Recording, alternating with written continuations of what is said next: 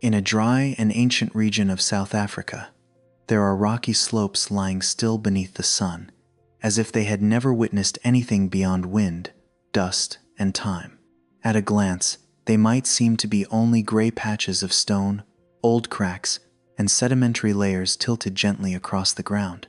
Nothing immediately tells us that this place once preserved the memory of an enormous event. There is no obvious crater opening before our eyes, no large meteorite fragment resting on the surface, and no violent scene left behind for human beings to easily recognize. But it is precisely within that silence that the story begins. Welcome to Night Cosmos Sleep. Today, we will not enter the past through an explosion or a fiery image.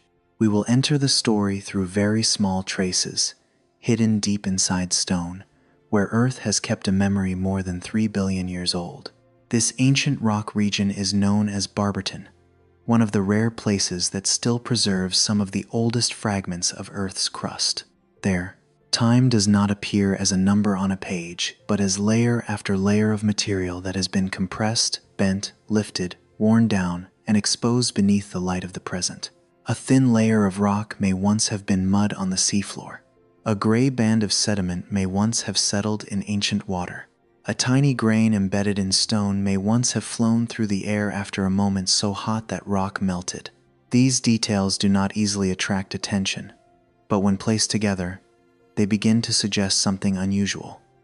On a very distant day, when Earth was still far younger, an object from space struck this planet with enough force to disturb the oceans, alter the atmosphere, and leave behind traces that human beings could still read billions of years later.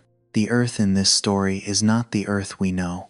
There were no green forests stretching across the continents, no animals walking on land, no birds, no insect sounds, and no rivers shaped like the rivers of today. It was a much older planet, where oceans covered most of the world's face, where land was still limited, and where life remained at a scale too small for the naked eye to see. If a human being could have stood at the edge of a sea in that time, they might have thought they were looking at an empty world. The water may have moved, volcanoes may still have been active, mud and rock may have been changing constantly under the influence of heat and time. But life did not appear in any easily recognizable form. Life was hidden in thin films on stone, in mud, in water, in communities of microorganisms quietly continuing their tiny reactions in order to remain alive. Because of that, the event that happened then had no witnesses in the ordinary sense. No large creature saw the S2 object from far away. No eyes recorded the moment the sea surface was torn open. No living memory passed the story down from one generation to the next. Everything that remains is held in matter. Rock becomes the only storyteller, but it is a very restrained storyteller.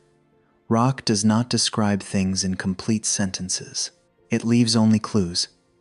A disturbed sediment layer, a small sphere formed when melted material cooled, an unusual chemical signal, a structure that does not fit the normal rhythm of deposition on an ancient seafloor.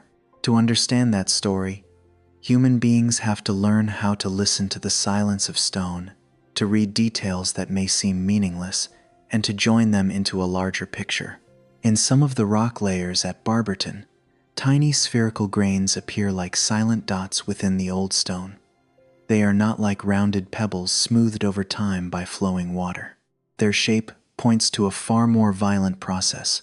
Rock, or impact material, was heated until it melted, blasted upward, then cooled into tiny particles before falling back to Earth's surface. We can imagine that process as a very fine rain of matter after an enormous strike. Those grains fell into an ancient sea, sank into mud, were covered by the next layer of sediment, and gradually became part of the rock. By the time human beings found them, all the original heat had long since disappeared. Only a small, cold, quiet shape remained, yet that shape is still enough to evoke a moment when the planet's own material was pushed out of its normal state. The surrounding sedimentary layers are not entirely calm either. In some places, the material seems to have been torn from its old position.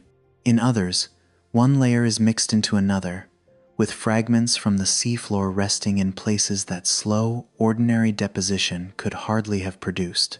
These irregularities suggest that a very powerful force once passed through the ancient environment. On a normal seafloor, mud and sand settle slowly, layer after layer, as if time is covering itself with dust. But a giant tsunami after an impact could break that order. Deep water could be pulled upward. Mud could be swept away. The seafloor could be opened and disturbed. Material that once lay in the dark levels of the ocean could be carried into another part of the water. When the motion ended and the material settled again, the trace of that chaos was locked into stone, waiting billions of years to be recognized. From these clues, the name S2 appears. Short, cold, almost only a label.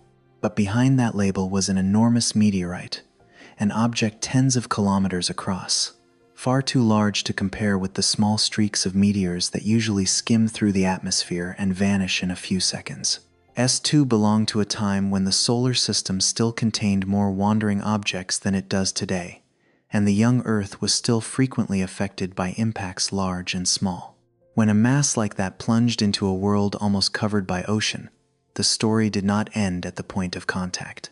Energy spread into the water, traveled down to the seafloor, pushed material into the atmosphere, and altered the living environment of the tiny organisms that existed in ancient waters.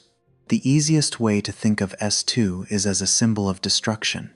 A giant object falls from space, the sea surface is torn open, dust and rock vapor rise upward, sunlight is blocked, and shallow water communities are damaged. All of that belongs to the violent side of the event. But if the story stops there, it loses its deepest part. Earth more than 3 billion years ago did not operate like the modern Earth, with forests, animals, birds, insects, and complex ecosystems. Life at that time was smaller, more scattered, simpler, and also able to adapt in very different ways. An impact could cause many microbial communities to decline, but at the same time, a stirred-up ocean could bring substances from deeper layers closer to the surface. An object from space could add important ingredients. A tsunami could devastate one living region, but it could also open new flows of nutrients for forms of life capable of using them. That is what makes the story of S2 different. A single event does not carry only one meaning. Within the same impact, there was loss, and there was also the preparation for recovery. For organisms that depended on light, darkness, and dust in the atmosphere could have been a heavy blow. For communities living from chemical reactions in water and minerals, the disturbance of the ocean could have created opportunity. Phosphorus, iron, sediment, and deep water no longer remained in their old positions. They were swept into a new order, temporarily chaotic, but rich with possibility. On a young planet, where life still existed in very simple forms, sometimes even a change in the source of nutrients could turn the path of development in another direction. If we placed a hand on an ancient rock surface at Barberton, perhaps all we would feel would be the roughness and coldness of stone. No one could hear the tsunami still echoing inside it. No one could see the rock vapor that once burst into the atmosphere. No one could directly observe the ancient microorganisms that survived, declined, or recovered after the event. But science does not need the past to appear whole, like a film. Science works with what remains. A tiny sphere can say that matter was once melted. A disturbed sediment layer can say that water once moved with unusual force. A chemical trace can suggest the presence of material from beyond Earth. A signal related to carbon can remind us that life existed in that environment. Each individual sign is small, but when joined together, they open a story much larger than their own size. The real question, then, is not only how large the S2 meteorite was. The deeper question is why, after an event like this, life did not disappear from Earth. That question brings us to the center of this journey. Early life did not have power in the way human beings often imagine it. There were no large bodies, no complex protective shells, no minds to avoid danger. But smallness has its own advantages. Microorganisms can live in narrow places, in mud, in rock, in deeper water, and in environmental pockets less directly affected by the event. When surface conditions softened again, when dust gradually settled, when the water cooled, and when new nutrients appeared in the ocean, the surviving communities could multiply. Life did not return with noise. Life returned through small reactions, repeated again and again inside cells, quietly but persistently. So the beginning of the story does not have to be the image of a meteorite falling from the sky. A layer of rock is enough to open the door. From that layer, we can travel backward to an Earth that did not yet have a familiar face, a world of ocean, stone, heat, dust, and invisible life. We can see how an event from space both damaged living environments and, in an unexpected way, made the ocean richer in nutrients. We can understand that the history of life was not a smooth, straight line, but a sequence of trials, ruptures, changes, and continuations. And within that sequence, sometimes the smallest things are the most enduring. From the quiet rock layers of South Africa, the journey will carry us back more than 3 billion years to an Earth with no forests, no animals, and no atmosphere meant for human breath. That was the world S2 struck.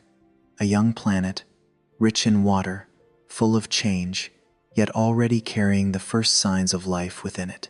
Only by seeing that world clearly before the impact can we understand why a giant meteorite does not belong only to a story of darkness, but may also belong to the very long story of how life learned to continue. From the ancient rock layers at Barberton, the story no longer remains on the present surface. The tiny grains within the stone, the disturbed sedimentary layers, and the quiet signs of an impact from the distant past have opened a very deep door into time. But before the S2 object fell, before the sea surface was torn open, and before the atmosphere was veiled with rock dust, we need to see clearly the world that impact arrived upon. Because S2 did not fall onto an Earth like today. It fell onto a younger planet, simpler, harsher, but already alive. More than 3.26 billion years ago, Earth was not yet the familiar blue planet of forests, grasslands, animals, and oceans filled with large living creatures. Its surface was far more primitive.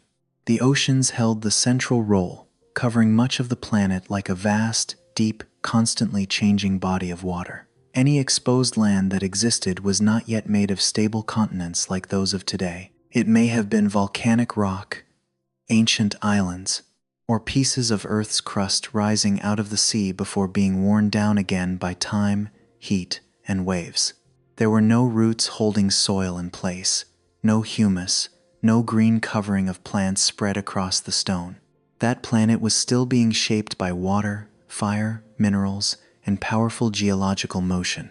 Earth's atmosphere at that time was also very different. Free oxygen was not yet abundant as it is today. This was not an atmosphere meant for human lungs or modern animals. By the standards of life as we know it now, that world might seem almost uninhabitable. But early life did not need the same conditions we do. The first microorganisms existed in a different environment, relying on sources of energy and chemistry available in water, mud, rock, and minerals. To them, ancient Earth was not a perfect place, but it was enough for a beginning.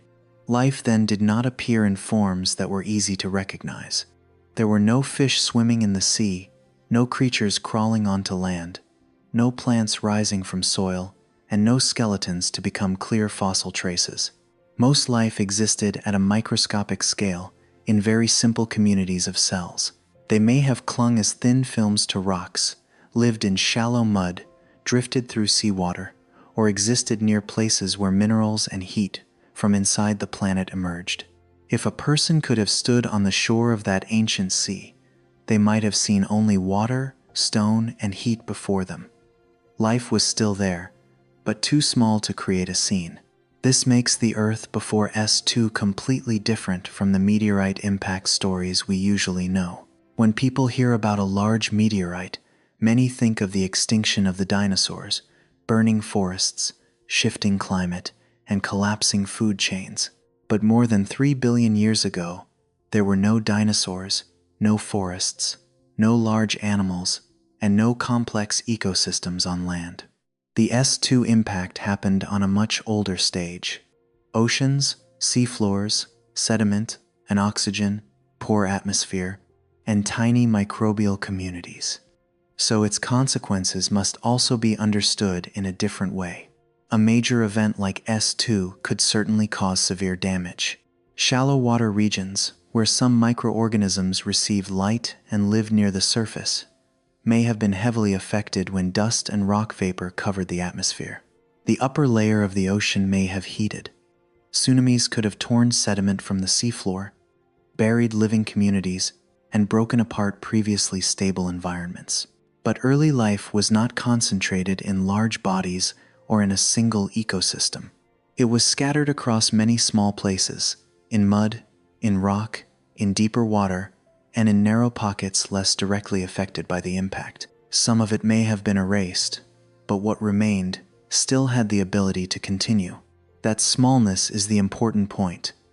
For complex organisms, large bodies and high living requirements can become weaknesses when the environment changes suddenly. But simple microorganisms have another way of existing. They reproduce faster, adapt faster, live in narrower spaces, and can use energy sources that large organisms cannot use directly. On a planet still full of change, the advantage does not necessarily belong to what is strongest. Sometimes it belongs to what is small, flexible, and widely scattered enough not to be completely erased by a single event. The ancient ocean was not just a quiet body of water either. It was the main environment for life, and also the place where minerals, heat, sediment, and dissolved substances were constantly moving. In shallow water, light could support some forms of life. In deeper regions, chemical reactions with minerals and iron could sustain other communities. Between these layers of water, differences in nutrients were very important. A substance lying too deep could be almost useless to microorganisms living in shallow regions. A source of minerals trapped on the seafloor might not easily enter the places where life was growing. So when an impact powerful enough stirred the ocean, what changed was not only the shape of the waves. What changed was also the way matter was redistributed through the sea. This prepares us for the paradox of S2. An impact from space could darken the sky, heat the surface waters, and devastate many living communities. But at the same time, it could also mix the ocean, bring iron-rich deep water closer to the surface, pull sediment and minerals into new regions, and add important substances from the impacting object itself. In the modern world, catastrophe is often measured by the number of species that vanish. In the early world, the effect of catastrophe could also be measured by how it changed the supply of nutrients for the smallest living things. So the Earth before S2 was not a dead planet awakened by a meteorite, nor was it a green planet destroyed in the familiar imagery of apocalypse.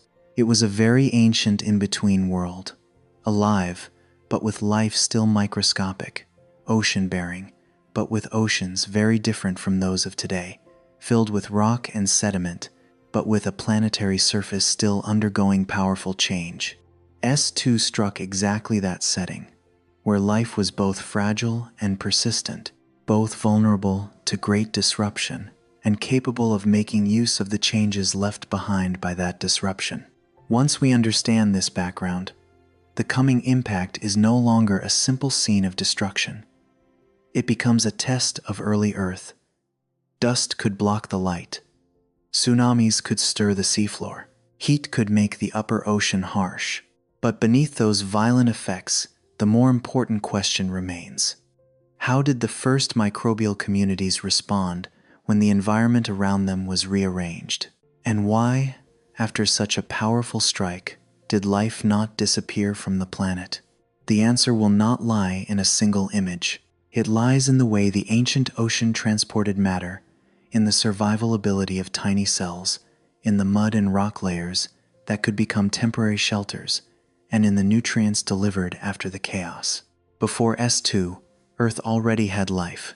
After S2, What is remarkable is not only that life remained, but that some forms of life may have flourished in an environment that had just been overturned.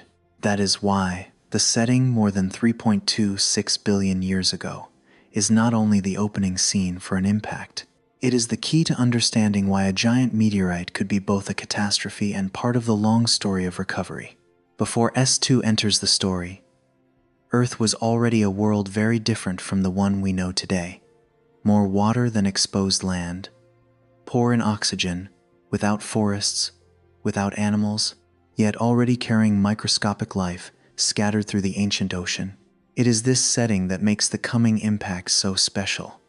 A giant object did not fall onto a dead planet, and it did not fall onto a green Earth filled with complex living beings. It struck a world still in the making, where life was so small it was almost invisible, but already persistent enough to begin its long history. And that object, known as S2, was not an ordinary piece of space rock. The name S2 sounds very short, almost without emotion. It feels more like a label placed on an ancient rock layer than the name of an event capable of changing oceans and atmosphere. But behind that name was an object tens of kilometers wide, perhaps around 37 to 58 kilometers across. This number does not need to be imagined as a dry measurement. It is enough to understand that this was not a small meteor burning bright and vanishing high above. S2 was too large for the atmosphere to make it disappear before it reached the surface.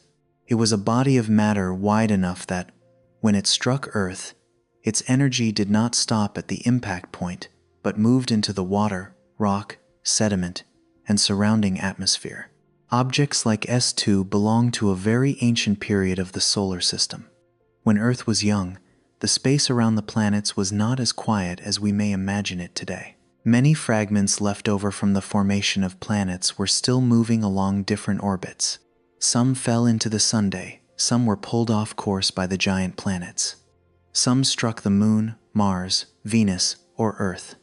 On the Moon, many scars from that era of impacts are still clearly visible because its surface has not been erased by water, wind, or strong geological activity the way Earth's surface has. On our planet, most traces have been recycled by oceans, volcanoes, plate tectonics, and time. So when an event like S2 still leaves clues in ancient rock, that alone tells us how large the event must have been. S2 is often compared with the object associated with the extinction of the dinosaurs, but that comparison should be used only to feel the scale, not to turn the two stories into the same story. The object that helped end the age of dinosaurs struck an Earth with forests, seas full of life, large animals, and complex food chains. S2 arrived far earlier, when the stage of life lay almost entirely in the ocean and at the microbial level. If the later object struck a world that was already rich with life, S2 struck a world still building its foundations. For that reason, its impact is not measured only by loss, but also by the way it disturbed matter in the ancient ocean.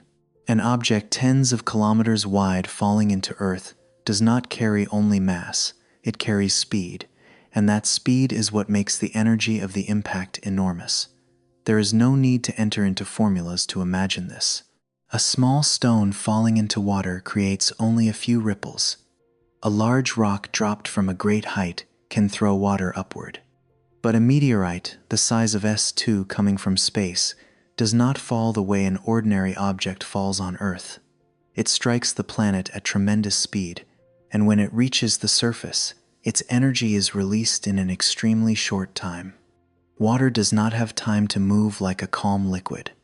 Rock does not have time to crack slowly. Everything around the impact point is forced into a violent state, compressed, heated, blasted outward, and transformed. If S2 fell into an ocean or shallow sea on the ancient Earth, the first effect was not only an impact crater. The ocean became part of the event. The upper layer of water was pushed outward. The seafloor was torn open. Sediment that had been lying still was pulled into extremely powerful motion. Material from rock, from the meteorite, and from the seafloor was crushed, heated, and thrown high into the air. Some of it became vapor. Some of it cooled into tiny particles that could later fall back down and settle into sedimentary layers. When such particles are found in ancient rocks, they are like the remaining dots of a moment when matter was forced to change form. What is especially notable is that S2 may have been a carbon-rich object containing phosphorus. In modern life, this detail may sound small compared with the scale of a giant meteorite, but in the story of early life, it is very important. Carbon is a familiar component in the chemistry of life. Phosphorus is essential for living systems to build and operate themselves. This should not be understood as meaning that S2 brought life to Earth, nor should we say that this meteorite created life from nothing. A more careful way to understand it is this: an object like S2 may have added, or made more accessible, certain important substances in the marine environment after the impact. On a planet where life was still simple, even a change in the supply of nutrients could make a great difference. This is why S2 should not be seen only as a destructive rock. If the story is told too quickly, it is easy to stop at the image of an enormous meteorite falling, creating tsunamis, darkening the sky, and damaging life. But the nature of the event is deeper than that. When a giant object struck the young Earth, it did not only take away the temporary stability of the environment, it also mixed things that had previously been separated. Deep water with shallow water, the seafloor with the surface, material from space with the planet's sediments, nutrients locked inside rock with the waters where microorganisms could use them. In a few violent moments, Earth was forced to rearrange part of its environment. We can imagine S2 as a late arrival in the process of planet formation, carrying both the power to break and the gift of new material. Earth was no longer the original molten body, but it was not yet as stable as it is today. Oceans already existed. Rocks had already begun recording history. Life had already begun. Then an object from outside entered that system, following no biological rhythm of the planet, paying no attention to the microbial communities living in the water, making no distinction between shallow regions and deep ones. The impact occurred as a purely physical event, but its consequences entered biology, because the living environment of microorganisms was changed in very specific ways. One point needs to remain clear. S2 was not the only impact event in the history of early Earth. The young planet experienced many strikes from space, both large and small. But S2 stands out because enough of its trace remains for us to recognize it in ancient rock, and because of the way it connects to the question of life's recovery. An impact that was too small might not have created environmental change on a wide enough scale. An impact that was too violent, under different circumstances, might have caused far more severe damage. S2 sits in a special part of the story, large enough to disturb the ocean and atmosphere, but not enough to erase the ability of microscopic life to continue. After the initial strike, the surviving communities may have entered a new environment, harsher in some places but richer in others. On a human scale, an object tens of kilometers wide is almost impossible to imagine. But on a planetary scale, S2 was still only one part of the long history between Earth and the space around it. What makes it memorable is not only its size. What makes it memorable is its timing. It arrived when Earth was still young, when the ocean held most of the story of life, when the first microorganisms did not yet have complex structures, but were already capable of existing in many different environmental pockets. If S2 had arrived billions of years later, the story might be told through animals, forests, and climate. But because S2 arrived so early, the story is told through water, mud, rock, iron, phosphorus, and tiny cells. From that point of view, the S2 object is like a question thrown into early Earth. A question without words, made only of energy. What happens when a water-rich planet is struck hard from space? What happens when the seafloor is torn up, when the upper ocean heats, when dust and rock vapor enter the atmosphere? And what happens to life when its familiar environment is broken apart, while at the same time new substances are brought closer? These questions cannot be answered by imagination alone.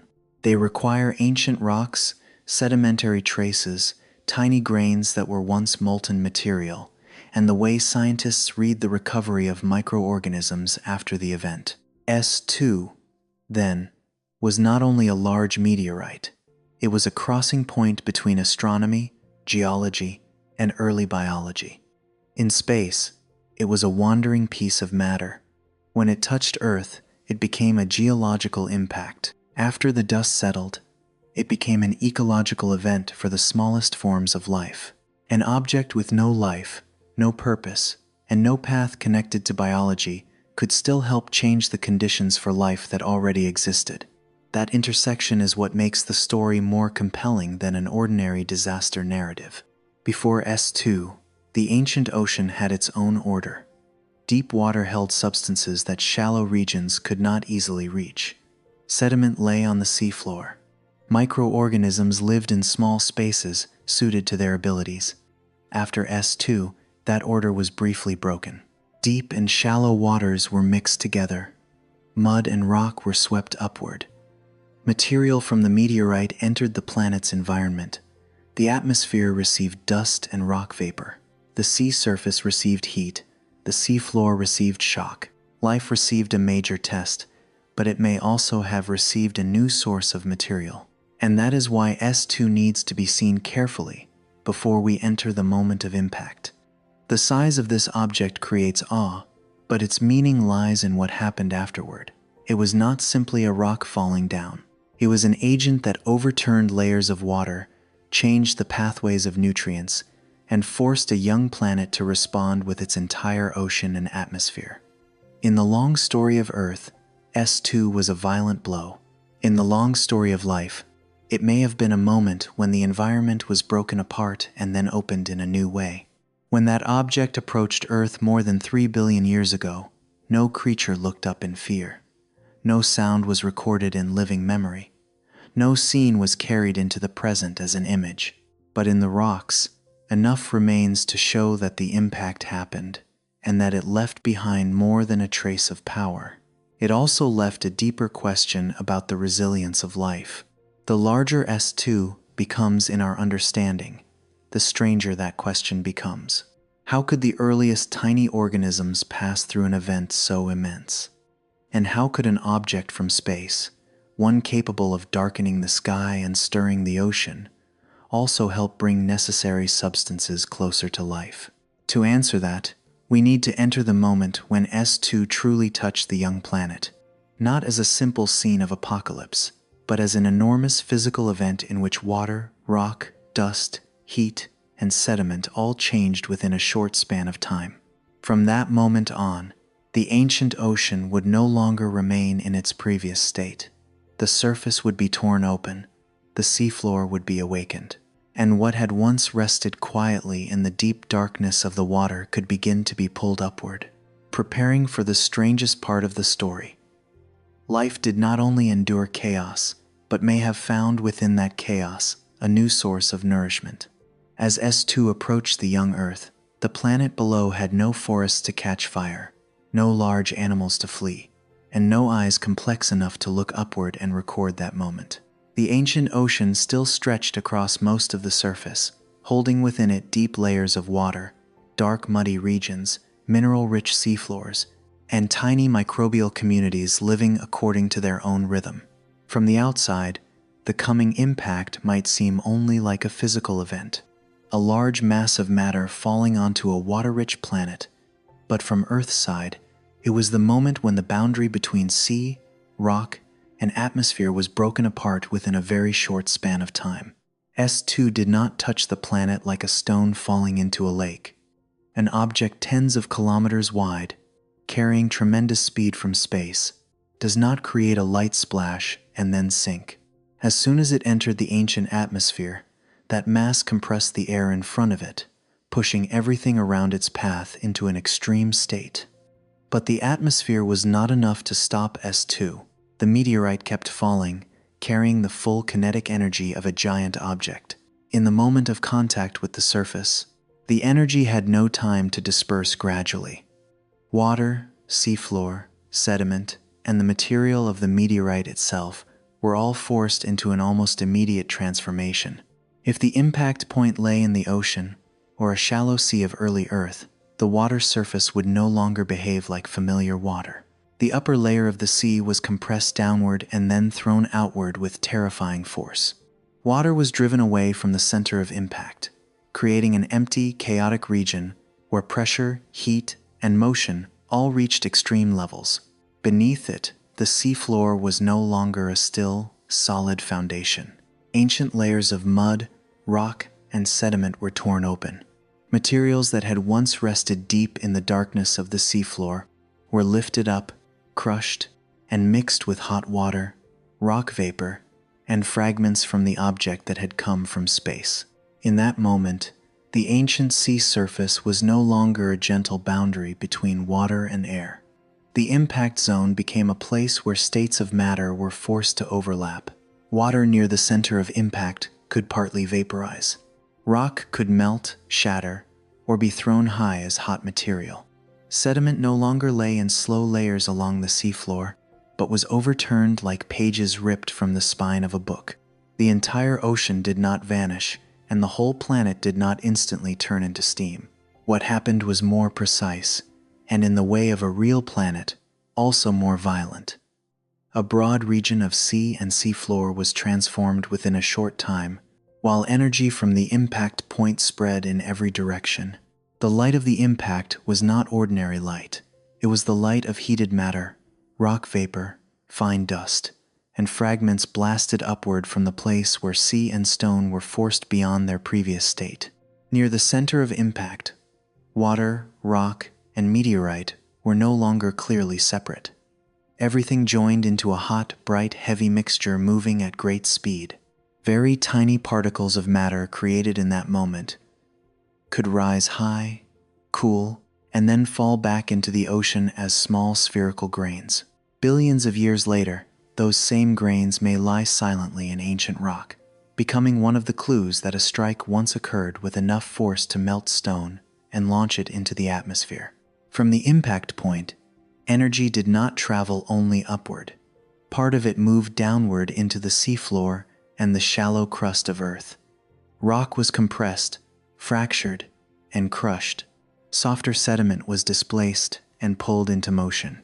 Layers that had formed over long periods from mud, sand, and settling material were suddenly placed into a new order, no longer following the quiet rhythm of the seafloor. If the ancient ocean had once been like a wide surface covering the secrets beneath, then in the moment S2 struck, that surface was torn open. Deeper parts of the marine system began exchanging material with the upper regions in a way that ordinary processes could hardly create so quickly. This is very important, because the impact did not only create a wound on the planet's surface, it disrupted the way matter was distributed. Before S2, many substances lying deep in the water or locked in sediment may not have easily reached the regions where microorganisms lived more densely. After the impact, the boundaries between environmental layers were broken. Mud from the seafloor was pulled upward. Broken rock from deeper places was thrown out. Hot water mixed with cooler water. Material from the meteorite entered Earth's own system. Everything that had been relatively separated in the ancient ocean was drawn into one shared movement, violent and difficult to stabilize. At the edge of the impact zone, that motion did not stop. Water driven outward formed enormous waves that spread far from the center of the strike. At first, they were not the familiar waves of the modern sea. They carried the energy of an event far too large, capable of sweeping across the sea floor, pulling sediment away, striking ancient coastlines, and carrying material from one place to another. On an Earth where the sea held the central role, such waves were not only surface phenomena. They became forces that rearranged part of the living environment, where microbial communities existed in thin and sensitive layers. For forms of life close to the impact region, that moment was almost impossible to endure. The upper layer of water was strongly heated. Sediment could bury communities living on rock or in mud, The water became more turbid. Light, if it had once reached shallow regions, was reduced by stirred-up material and by dust entering the atmosphere. Microorganisms that depended on stable environments near the surface could lose their habitats in a very short time. But early life was not confined to one single place. Some of it existed deeper, farther away, inside rock cracks, beneath mud, or in waters that did not receive the full energy of the impact directly. This is why the story does not end at the moment of destruction. Farther from the center of impact, the violence did not disappear at once. It changed form. Shock moved through water and rock. Debris fell into other parts of the sea. Hot particles cooled in the air and then settled into sediment. Dust and rock vapor rose high, spread outward, and made the atmosphere darker and heavier. In the first few hours, Earth may have entered a strange state, not natural night, not ordinary day, but a dim interval created by material from the impact itself. Sunlight was blocked. The water surface received less light. For microorganisms that needed light, this could have been a serious interruption. For forms of life less dependent on light, the change may have been less direct, but the environment around them was still overturned by heat, sediment, and moving water. Here, the impact needs to be seen in two layers. The first layer is the obvious disruption. The sea surface forced outward, the seafloor torn up, the atmosphere filled with dust and heat, and living regions damaged. The second layer is more hidden. What was stirred up was not just meaningless mud.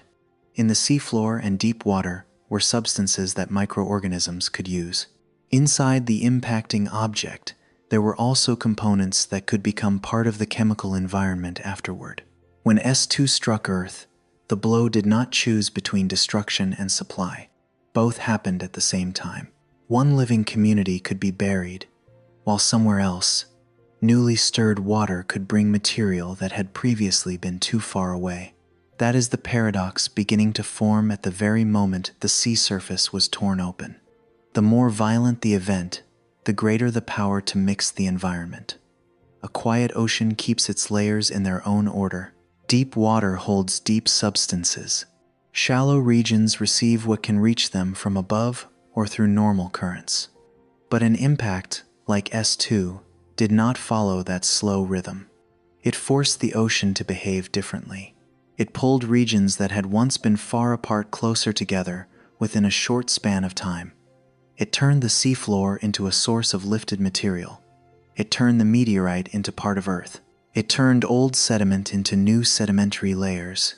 And within that upheaval, the future of some microorganisms may have changed. There was no moral meaning in this impact. S2 did not come to destroy, and it did not come to nourish. The object simply followed its orbit and then touched a planet with oceans and life already present. But because life was already there, every physical change could become a biological change. When heat erased one environment, life was harmed. When waves carried nutrients somewhere else, life could be supported. When dust blocked light, some forms of life declined.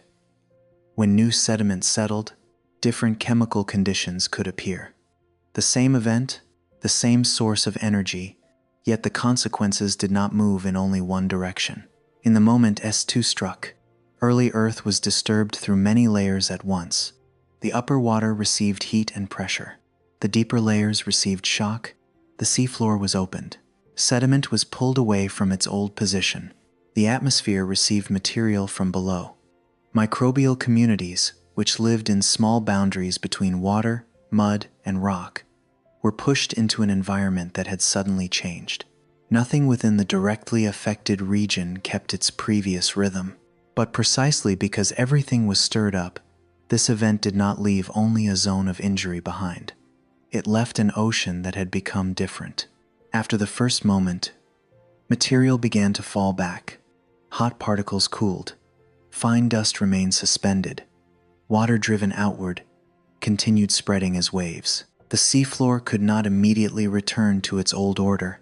New sedimentary layers began to form from the mixture of material that had just been stirred up. In regions farther from the impact center, the ocean received the trace of the event, not as a deep crater before the eye, but as unusual mud layers, tiny grains from molten material, rock fragments carried over long distances, and changes in the composition of the water.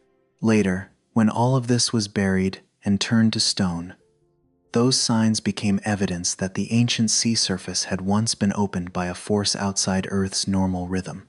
Yet even at the end of that violent moment, the important question had already begun to change direction. What the impact broke can be imagined.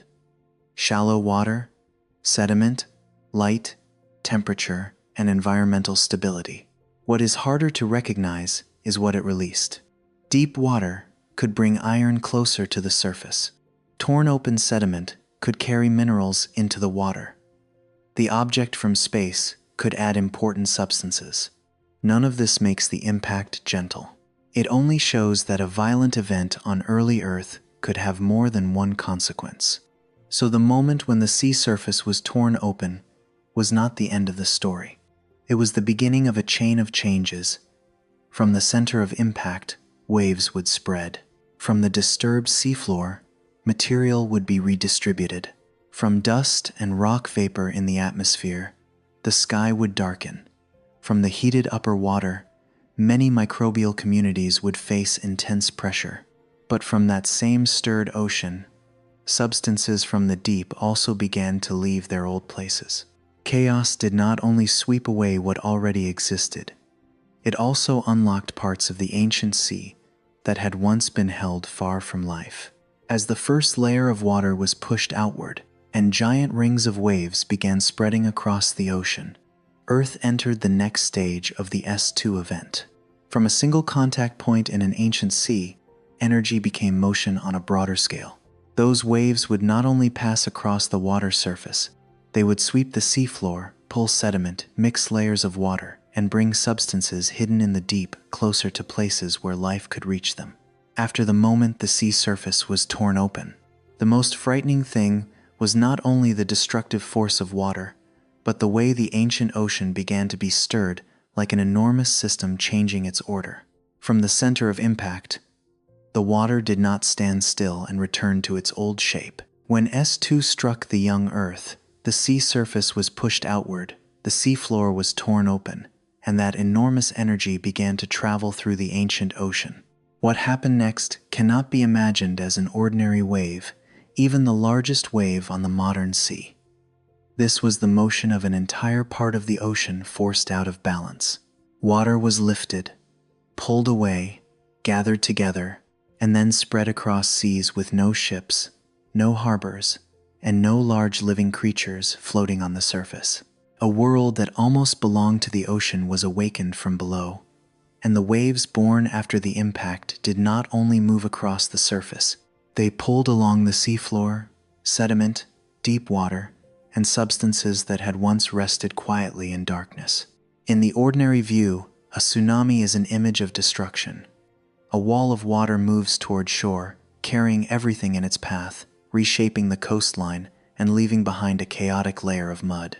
But on Earth, more than 3 billion years ago, the idea of a coastline was very different from today. There were no coastal cities, no mangrove forests, no animals running from the water. Any exposed land that existed may have been only raw rock, volcanic islands, or very early continental edges. So the power of the S2 tsunami should not be understood only through what it swept away on land. The deeper meaning lies in the way the ocean was stirred like an enormous system, where the boundaries between deep and shallow layers, between seafloor and surface water, between buried material and the living environment of microorganisms began to break apart. When a large wave passes through shallow sea, the water does not simply slide over the surface. The motion reaches downward, acts on the bottom, and pulls along mud, sand, rock fragments, and soft sediment layers. With a tsunami after a major impact, that force was far stronger. The ancient seafloor could have been scraped and torn across a wide area. Layers of material that had settled over long periods were suddenly lifted, carried away, mixed into the water, and moved somewhere else. A layer of mud that once lay on the deep floor could be pulled into shallower water. Small pieces of rock from the seabed could be transported far from their original positions. Substances held in sediment could begin to enter the water much faster than under normal conditions. This created a movement more important than the image of the wave itself. The ancient ocean had its own layers. The region near the surface received light, was directly influenced by the atmosphere, and was a place where some microorganisms could live by using energy from light. Deeper regions were darker, colder, or more stable, but they could contain different dissolved substances, including iron. When water layers were not strongly mixed, substances in the deep could not easily reach the places where shallow water communities could use them. After the S2 impact, that layering was broken for a time.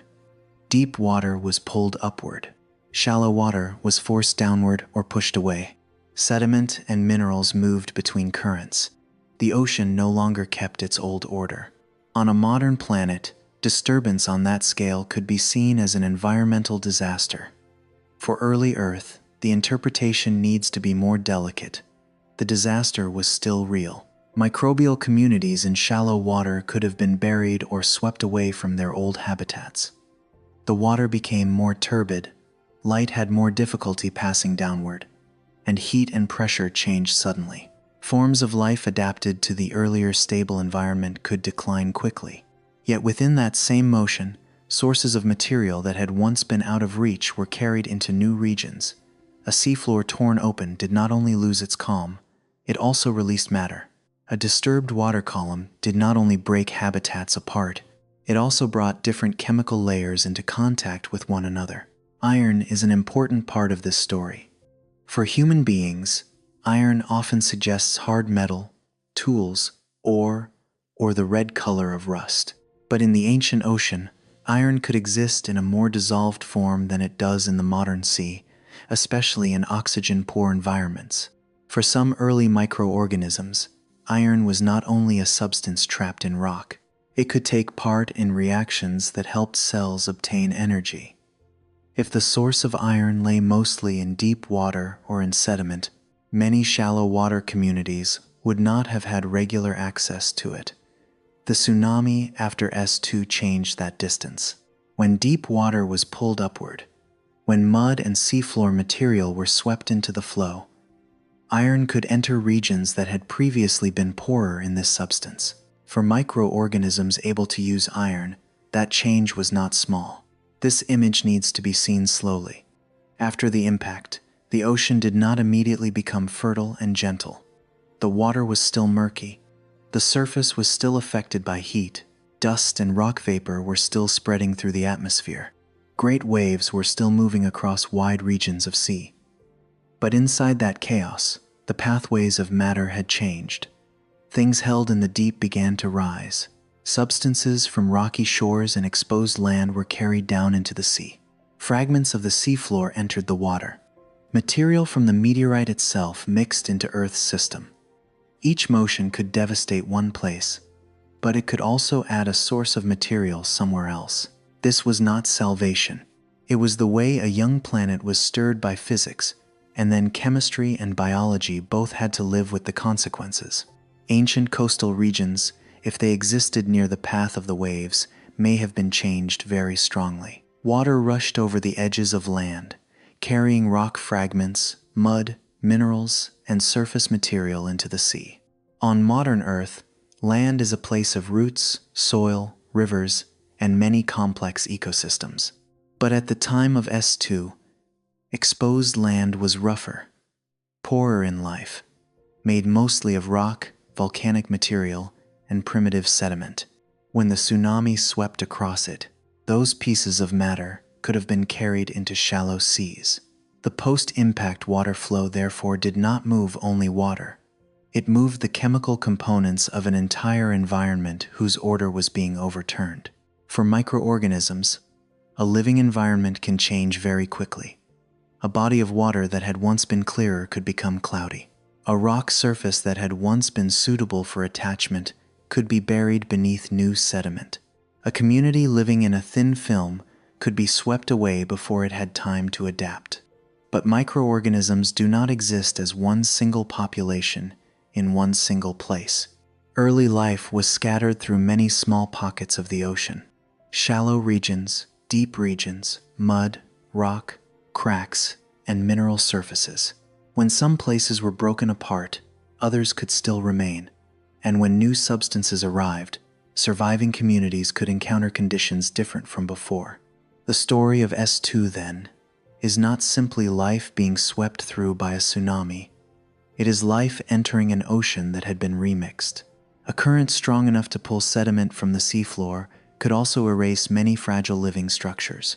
Microbial layers attached to rock surfaces or lying in shallow mud could not resist a great mechanical force. They could be peeled away, buried, or scattered through the water. But that very scattering makes the story more complex. Some cells may not have survived, others may have been carried to new places. In the modern environment, we often think of stability as a good condition for life.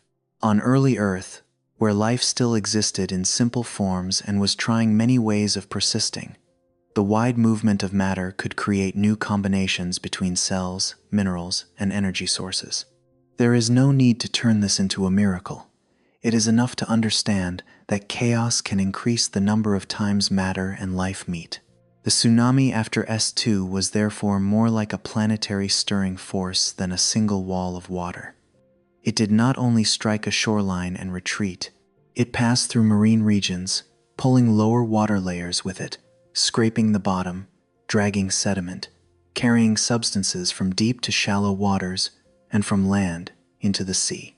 An ocean that had once distributed substances according to a slower order was suddenly forced to exchange quickly. Wherever more iron arrived, that place could become more favorable for certain groups of microorganisms. Wherever more phosphorus or other minerals arrived, new opportunities could open for living reactions. Wherever burial occurred, life could decline. These consequences unfolded at the same time, without canceling one another out.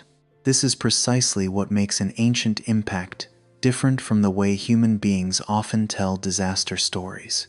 In familiar imagination, disaster moves in one direction. Before it, there is life. After it, there is ruin. But in the early period, when life was microbial and the environment was mostly ocean, a violent event could both remove old habitats and create a new distribution of substances. On a short timescale, a tsunami is disruption. On a slightly longer timescale, the mixing can become a source of ecological change. A community is swept away, a body of water turns cloudy, a new layer of mud settles down. At the same time, a flow of iron rises, a source of phosphorus enters, a new mineral surface is exposed. There is no clean boundary between injury and opportunity. After the first waves spread far away, the ocean could not immediately become calm. The water still oscillated, sediment continued to settle, small grains from molten material fell into the sea, and fine dust hung in the atmosphere before slowly returning to the surface. Every new layer of material laid down on the seafloor was part of the impact's aftermath. Some layers recorded the chaos of the water. Some contained tiny spheres from melted rock. Some carried fragments transported from elsewhere. In the present, those layers lie still as stone. But in the past, they were moving water, swept up mud, displaced minerals, and rewritten living environments. For microorganisms that survived the most violent phase, the new ocean no longer resembled the ocean before it. Light may have weakened because of dust and turbidity. Surface temperature may have changed. Some places lost their stability. But in other regions, the arrival of iron-rich deep water or substance-rich sediment could have made the environment more suitable for forms of life that did not depend strongly on light. Those microorganisms did not need to know where the substances came from. They only needed the right conditions for living reactions to continue. If necessary, substances were present in the water, if temperatures had returned to a tolerable range, if a surface for attachment or an environment for growth appeared, life could multiply from what remained. The tsunami in the story of S2 should therefore not be seen as a brief passage of destruction that simply ended. It was the mechanism connecting impact and recovery. Without that mixing, many substances could have remained deep, far from shallow water microbial communities. Without currents sweeping across the seafloor and coastal regions, the post-impact ocean may not have received the same degree of new material. The violent force of water turned the blow from space into a change within the sea. The meteorite delivered energy. The tsunami distributed that energy through water. The ocean received the strike, then translated it into a rearrangement of matter. This does not make the event gentle. Many microbial communities may have been severely damaged. Many shallow water regions may have lost their old living conditions. In the hours, days, months, or years after the impact, the environment was certainly not easy. But if we look only at the loss, the story remains incomplete. S2 affected a planet that already had life, and that life existed in an environment deeply dependent on dissolved substances, minerals, and chemical energy. When the ocean was stirred, the entire material foundation of life changed with it. That is why a wave could be both a blow against one community and a transport current delivering resources to another. By the end of the tsunami phase, Earth had not returned to its original state. The seafloor was different. New sedimentary layers had begun to settle. Deep water and shallow water had exchanged more than before. Matter from land, from the seafloor, from the meteorite, and from the atmosphere had all entered the ocean. The planet had just passed through a major upheaval. But within that upheaval, the conditions for life were also redistributed. From here, the story shifts toward another kind of darkness. Not the darkness of the seafloor, but darkness in the atmosphere, as dust and rock vapor weakened the light reaching the surface. For some microorganisms, that would be a direct test. For other forms of life, the deciding factor may not have been light, but what the tsunami had just pulled up from the depths of the ocean. After the tsunami waves began spreading through the ancient ocean, the upper part of Earth no longer kept its previous state either. The S2 impact did not only set water in motion and tear up the seafloor. Part of the material from the impact point was driven into the atmosphere. Extremely fine rock dust, hot rock vapor, particles of matter that had once melted and then cooled in the air, along with water vapor rising from the violently heated sea. The ocean was stirred from below, while the atmosphere was filled from within by the planet's own material. From a single strike at the sea surface, the entire environment above began to change color, change temperature, and change the way light passed through it. The light did not disappear the way it does when the sun sinks below the horizon. This was not darkness with a familiar rhythm, nor the slow transition from day into night. Dust grains and rock vapor thrown high into the air could have formed a thick veil, temporarily blocking sunlight from reaching the water surface. In the first hours after the impact, Earth may have entered another kind of darkness. Dark because the atmosphere was filled with fine material. Dark because heat and dust blocked the path of light.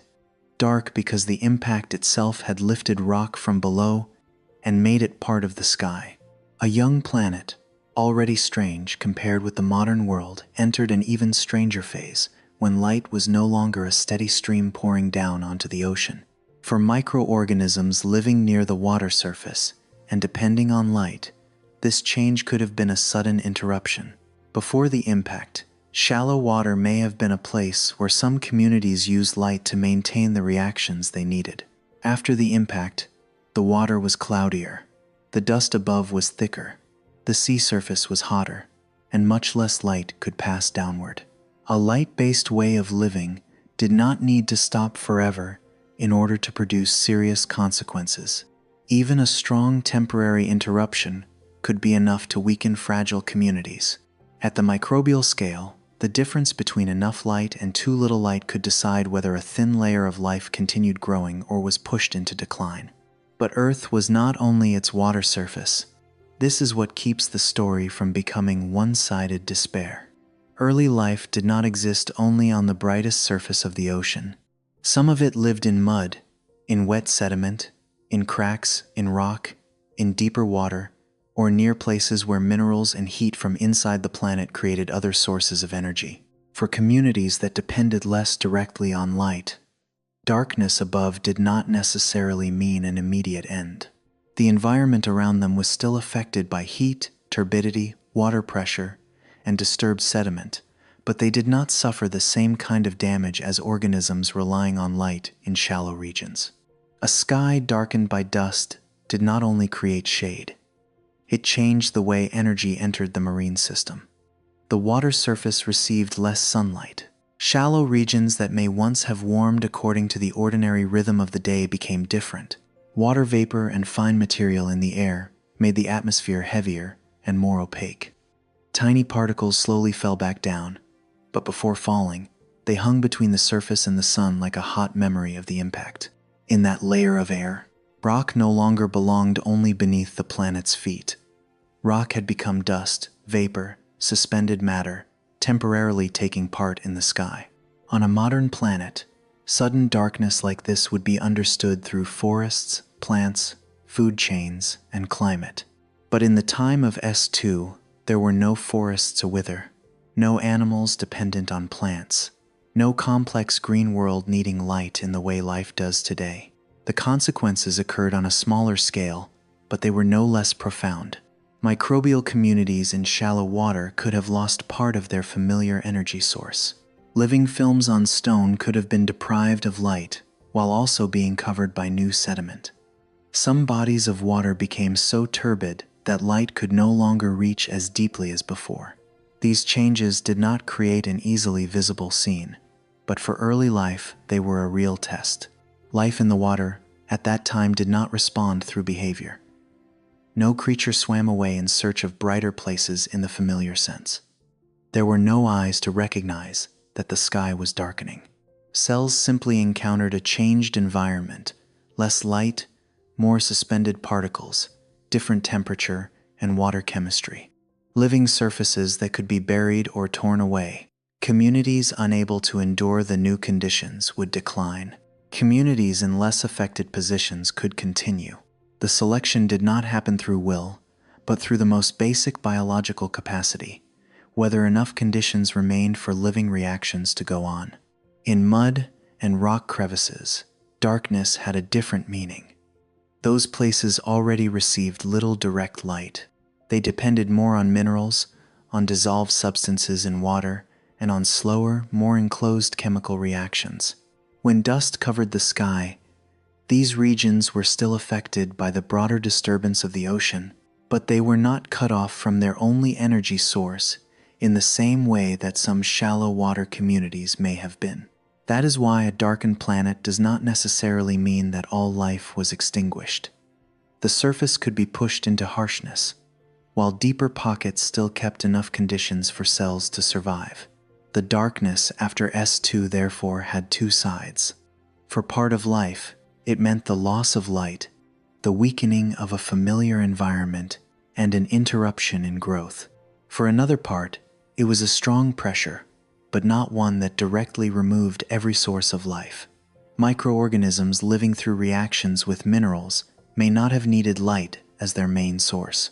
If the temperature remained tolerable, if water was still present, if mineral surfaces still existed, if necessary, substances were still available, or had even been added by the earlier mixing, they still had a chance to continue. Not every place became a refuge, but on a water-rich planet full of small environmental pockets like early Earth, there was always a difference between regions directly struck by the most violent effects and regions lying beyond them. From above, dust gradually settled. That process did not happen like a curtain being pulled away at once. Larger particles fell first, while smaller ones stayed longer. Water vapor condensed, fine material fell back to the sea surface, and mixed into new mud layers. What had once darkened the atmosphere eventually became part of the sediment. During that phase, sky and sea floor were not separate. Matter was thrown upward and then returned to the ocean, leaving traces that billions of years later could be read in stone. The darkness above was therefore not only an atmospheric phenomenon, it was also a way matter moved from the seafloor to the sky, and then from the sky back to the seafloor. What matters is that the return of light did not bring Earth back to the exact moment before the impact. As the dust layer thinned, the water surface below had changed. Tsunamis had mixed the ocean, sediment had been redistributed, some shallow regions had been buried or altered, nutrient-rich deep water may have been pulled upward. Material from the meteorite and the seafloor had entered the environment. Returning light did not shine down on the old ocean, but on an ocean that had just been rearranged. For early life, this was the important part. After the period of darkness, the surviving communities did not simply return to their old rhythm. They entered a new environment, with substances and boundaries different from before. Life under the water should not be imagined as waiting like a character in a story. Microorganisms do not wait with awareness. But on the timescale of biology, as long as some cells remain active, as long as conditions do not pass beyond the limits of endurance, continuation can still happen. In deeper mud, in cracks within rock, in layers of water that received little light even before the impact, living reactions could continue slowly, weakly, but not stop completely. After the dust decreased, after the water cooled, after new substances were redistributed, those remaining parts could become the foundation for recovery. The darkness caused by the impact, then, was not a complete emptiness. It was a harsh transitional period between the initial strike and the post-impact environment. Within that darkness, many forms of life faced great pressure. Communities dependent on light could be pushed back. Shallow water regions could lose their stability. But at the same time, places less dependent on light still held a quiet role. Underwater, in mud, in rock, life could shrink back into places able to withstand disturbance. Earth was no longer as bright as before, but the planet had not become a place completely without biology. There is a subtle difference between being covered and being erased. S2 may have blocked sunlight for a time, but light was not the only source of life for every microorganism then. The impact may have weakened shallow regions, but shallow regions were not the entire living world. Dust may have darkened the sky, but beneath the water, in smaller environments, some portion of life could still preserve the ability to continue. That difference is what made early Earth more durable than it may appear. Not durable because it was calm, but durable because life was scattered through many different pockets, not placing its entire fate in one single condition. Looking back from the present, the image of a darkened sky after the impact can easily become a symbol of devastation. But in the story of S2, darkness is only half the meaning. The other half lies beneath the water, where tiny cells could still continue their basic reactions in an overturned environment. Life did not need to defeat the darkness. It only needed not to disappear completely while the darkness passed. And when the dust began to fall, when the sea surface gradually received light again, when the new layers of water and sediment became more stable, what remained underwater could begin responding to an ocean different from before. Cloudier in some places, richer in substances in others, and deeply stirred by an impact from space. From here, the story moves down into the upper layer of the ocean, where heat from the impact left another test behind. Darkness had weakened the light, but heat was the force that touched the sea surface directly. The water near the impact point may have warmed strongly. Water vapor rose upward, and the atmosphere became heavier and more humid. Even so, as with the darkness, the important thing is not to turn the event into an image of the entire ocean vanishing. Earth had depth, and that depth would continue to play an important role in the survival story of the first forms of life. As dust and rock vapor weakened the light at the surface, Earth's trial after the S2 impact did not end with darkness. Just beneath that heavy, Anhisenfiek, the impact did not only push water outward, tear up sediment, and create tsunami waves that spread across wide regions. Part of the enormous energy from the object from space became heat, entering the water near the center of impact, strongly warming the upper layer, causing water vapor to rise into the atmosphere and mix with rock dust, mineral vapor, and fine particles of matter, suspended above the young planet. It is important to imagine this scene with the right scale. Earth did not lose its entire ocean after S2, and the sea was not boiled away like a small pot of water over a flame. The ocean was a broad and deep body of water, capable of absorbing, dispersing, and preserving large differences between the surface and what lay below. The part most directly affected was the upper layer of water, especially near the impact region, where energy was released in a very short time. There, the water could have heated violently, partly evaporated, and become a source of hot moisture that carried even more material into the atmosphere. But in deeper layers, in farther regions, in mud and rock cracks beneath the seafloor, conditions did not necessarily change to the same degree. That unevenness is exactly what keeps the story from becoming a picture of absolute despair. The sea surface at that time can be seen as the planet's thinnest skin, the place forced to receive many pressures from the impact at once. From below and around it, tsunamis stirred the water, pulled up sediment, and made an already fragile environment cloudy and unstable.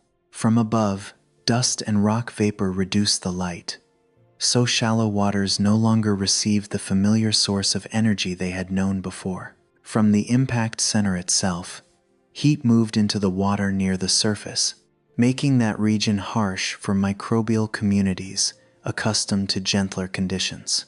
A living film attached to stone, a microbial community in shallow mud, or cells living near the depth where light could reach may have been pushed into rapid decline when heat, turbidity, and dimness arrived together. Even so, the ocean surface was only one part of a much larger water world. Beneath the warming upper layer, the ancient ocean still had depth, and that depth created differences early life could rely on. Deep water did not receive all the heat in the same instant. Thick layers of mud, cracks in rock, mineral surfaces on the seafloor, and regions farther from the impact center could have been affected more indirectly. No place was completely separate from an event as large as S2, but the degree of damage was not the same everywhere. For a planet whose life existed as scattered microorganisms, the small difference between a region heated directly and a deeper region that changed more slowly could decide whether a living community was erased or still had enough cells to continue. Post-impact heat also made the atmosphere heavier in its own particular way. When the upper layer of water evaporated, the water vapor did not enter a clear sky, but an air layer already holding rock dust, cooled particles of once molten matter, and mineral vapor from the impact region. The air above the sea may therefore have been hot, humid, and opaque at the same time, weakening the light that reached downward and pushing the water surface even farther from its earlier stability. Earth then had no forests to show withering, no large animals to display panic, but the living environment of microorganisms was still changing at very basic points: temperature, light, water clarity, dissolved chemistry, and surfaces for attachment. For forms of life dependent on shallow water, this was a very difficult period to survive. Life at the microbial scale does not need dramatic scenes in order to be harmed. If chemical conditions or temperature move beyond the range of endurance, the living reactions inside cells can slow down or stop completely. If a community had once lived attached to a rock surface near the light, new sediment could cover that habitat. If a group of microorganisms had relied on light passing through the water, dust and turbidity could weaken that energy source for a time. If they lived too close to strongly heated water, the heat could exceed what those tiny cells could tolerate. The damage here did not need sound, but it was still real damage in the biological history of the planet. At the same time, not every form of life placed its fate in the bright upper layer of water. Some ancient microorganisms may have lived through reactions connected to minerals and dissolved substances in the environment, rather than depending mainly on light. For communities like these, darkness above and heat at the surface were still major pressures, but they did not necessarily remove every source of energy. If they lay deeper in mud, in cracks in rock, or in waters less directly affected, living reactions could continue more slowly, more weakly, but not be completely cut off. On a planet where life was still small, scattered, and flexible, the ability to persist did not come from resisting the impact directly, but from the fact that not all habitats were destroyed in the same way. This way of seeing the event makes S2 feel closer to a real planetary process than to a simple apocalypse scene. A strongly heated region of sea does not mean the entire ocean died. A partly evaporated surface layer does not mean the sea disappeared. A dark and hot atmosphere does not mean every living reaction below stopped. Earth had depth, different layers of environment, mud, rock, deep water, regions far from the impact center, and small pockets where conditions changed more slowly. That layered structure is what allowed early life to suffer severe damage in one place while still having a chance in another. This does not make the post-impact phase less harsh. Near the place where S2 struck, hot water, torn-up sediment, and rising rock vapor could have left many microbial communities with no chance to survive in place. Shallow waters affected by tsunamis and dimmed by dust could lose the stability needed by fragile living layers.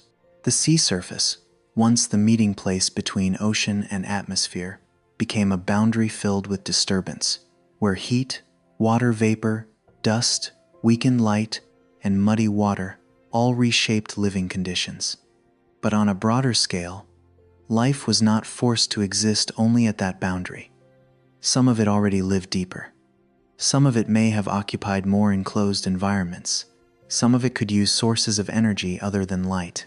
As heat gradually dispersed and the uppermost water began to cool, the ocean did not return to the state it had held before the impact. Water vapor had entered the atmosphere and would eventually condense again. Dust and fine particles that had blocked the light would fall back down, mixing into new sedimentary layers. Tsunamis had mixed deep water with shallow water, pulling minerals and iron from lower regions closer to the surface. What had once been held in the seafloor, in sediment, or in the impacting object itself had begun to enter the marine system through unfamiliar pathways. So when the surface became less hot and the environment grew more stable, the surviving microorganisms did not step back into the old ocean. They entered an ocean that had been rearranged. Here, heat was both a pressure and part of the transformation. In the beginning, heat made many bodies of water difficult places to live, especially for forms of life near the surface. But when it moved together with tsunamis, dust, water vapor, and the stirring of sediment, heat helped break old boundaries between water, rock, atmosphere, and seafloor. Particles of molten material cooled and fell into the ocean. Water vapor carried matter into the air and then returned with rain or settling particles. Sediment was torn up and then laid down in new places. The entire planetary system was forced into stronger exchange between parts that had once been relatively separate. Life did not benefit directly from an overheated surface, but after the violent phase passed, the remaining environment may have contained sources of material different from before. For that reason, the important question is not whether the impact caused damage, because the answer is certainly yes. The deeper question is whether that damage covered every microbial habitat, and whether, after the surface calmed, the ocean left behind new conditions for the life that remained. On a planet already carrying very small living communities, as long as some portion lay outside the harshest region, as long as some places still kept water, minerals, and temperature within the limits of endurance, biological history could continue. Life did not need the entire ocean to be preserved intact. It only needed pockets small enough, yet durable enough, for the remaining cells to keep multiplying. The upper layer of water, after S2, therefore shows most clearly the fragility of early Earth. That layer received intense heat, lost stable light, was covered by falling dust, and was mixed by tsunamis. Many communities living near the surface may have suffered a very heavy blow. But beneath that damaged layer, the ocean still held other water levels, other sediment regions, other rock cracks, and other mineral surfaces. There was no absolute safety, only differences in the degree of impact. Those differences created the chance for some part of life not to be erased completely. As the sea surface gradually cooled, signs of life did not return as a grand scene. There was no spreading green color, no creature rising from the water, no revival that could be easily seen. If life continued, that continuation happened at a very small scale, inside cells that were still active, in layers of mud that remained wet, in waters where minerals and nutrients began to appear in new ways. After darkness and heat, what remained was not an untouched planet, but a planet that had been changed without losing its ability to support living reactions.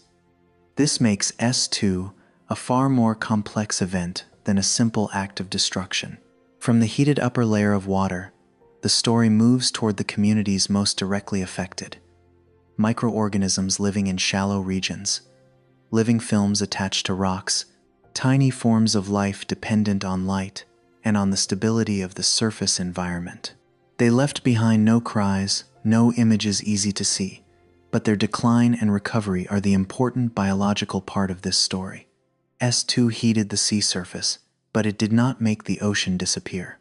And because the ocean still had depth, life still had places to hide, to slow down, to endure, and perhaps to begin spreading again as the planet's surface gradually became gentler.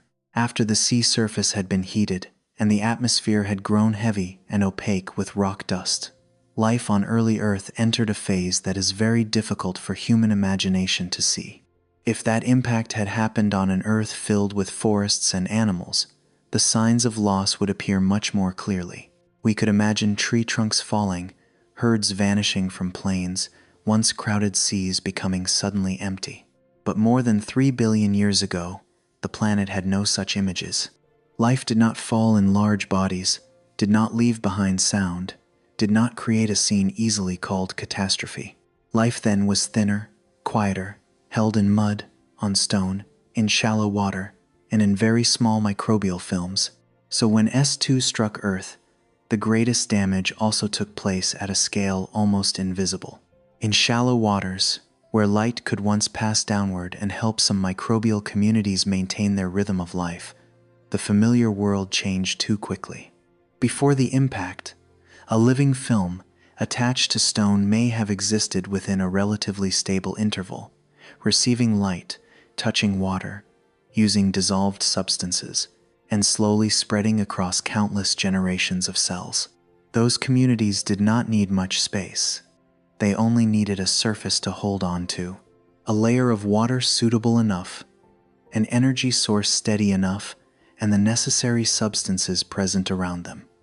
But after the impact, those small conditions were broken all at once. The water became cloudier, the light weaker, the heat stronger, and sediment was pulled from the bottom and then fell somewhere else. A surface that had once been a habitat could be covered beneath new mud, and a body of water that had once been stable enough could become too chaotic for cells to continue as before. Loss at the microbial level has no dramatic appearance, but that does not make it light. A community living in shallow mud could be swept away from its old position by tsunami waves, mixed into cloudy water, and then settle in a place with very different temperature, light, and chemistry. A microbial film on a rock surface could be buried beneath sediment before it had time to adapt. Cells that once relied on light could be pushed into decline when dust and rock vapor reduced the energy coming from above. All of this happened very silently. There was no sound of breaking, no footprints fleeing, no image of a large species disappearing.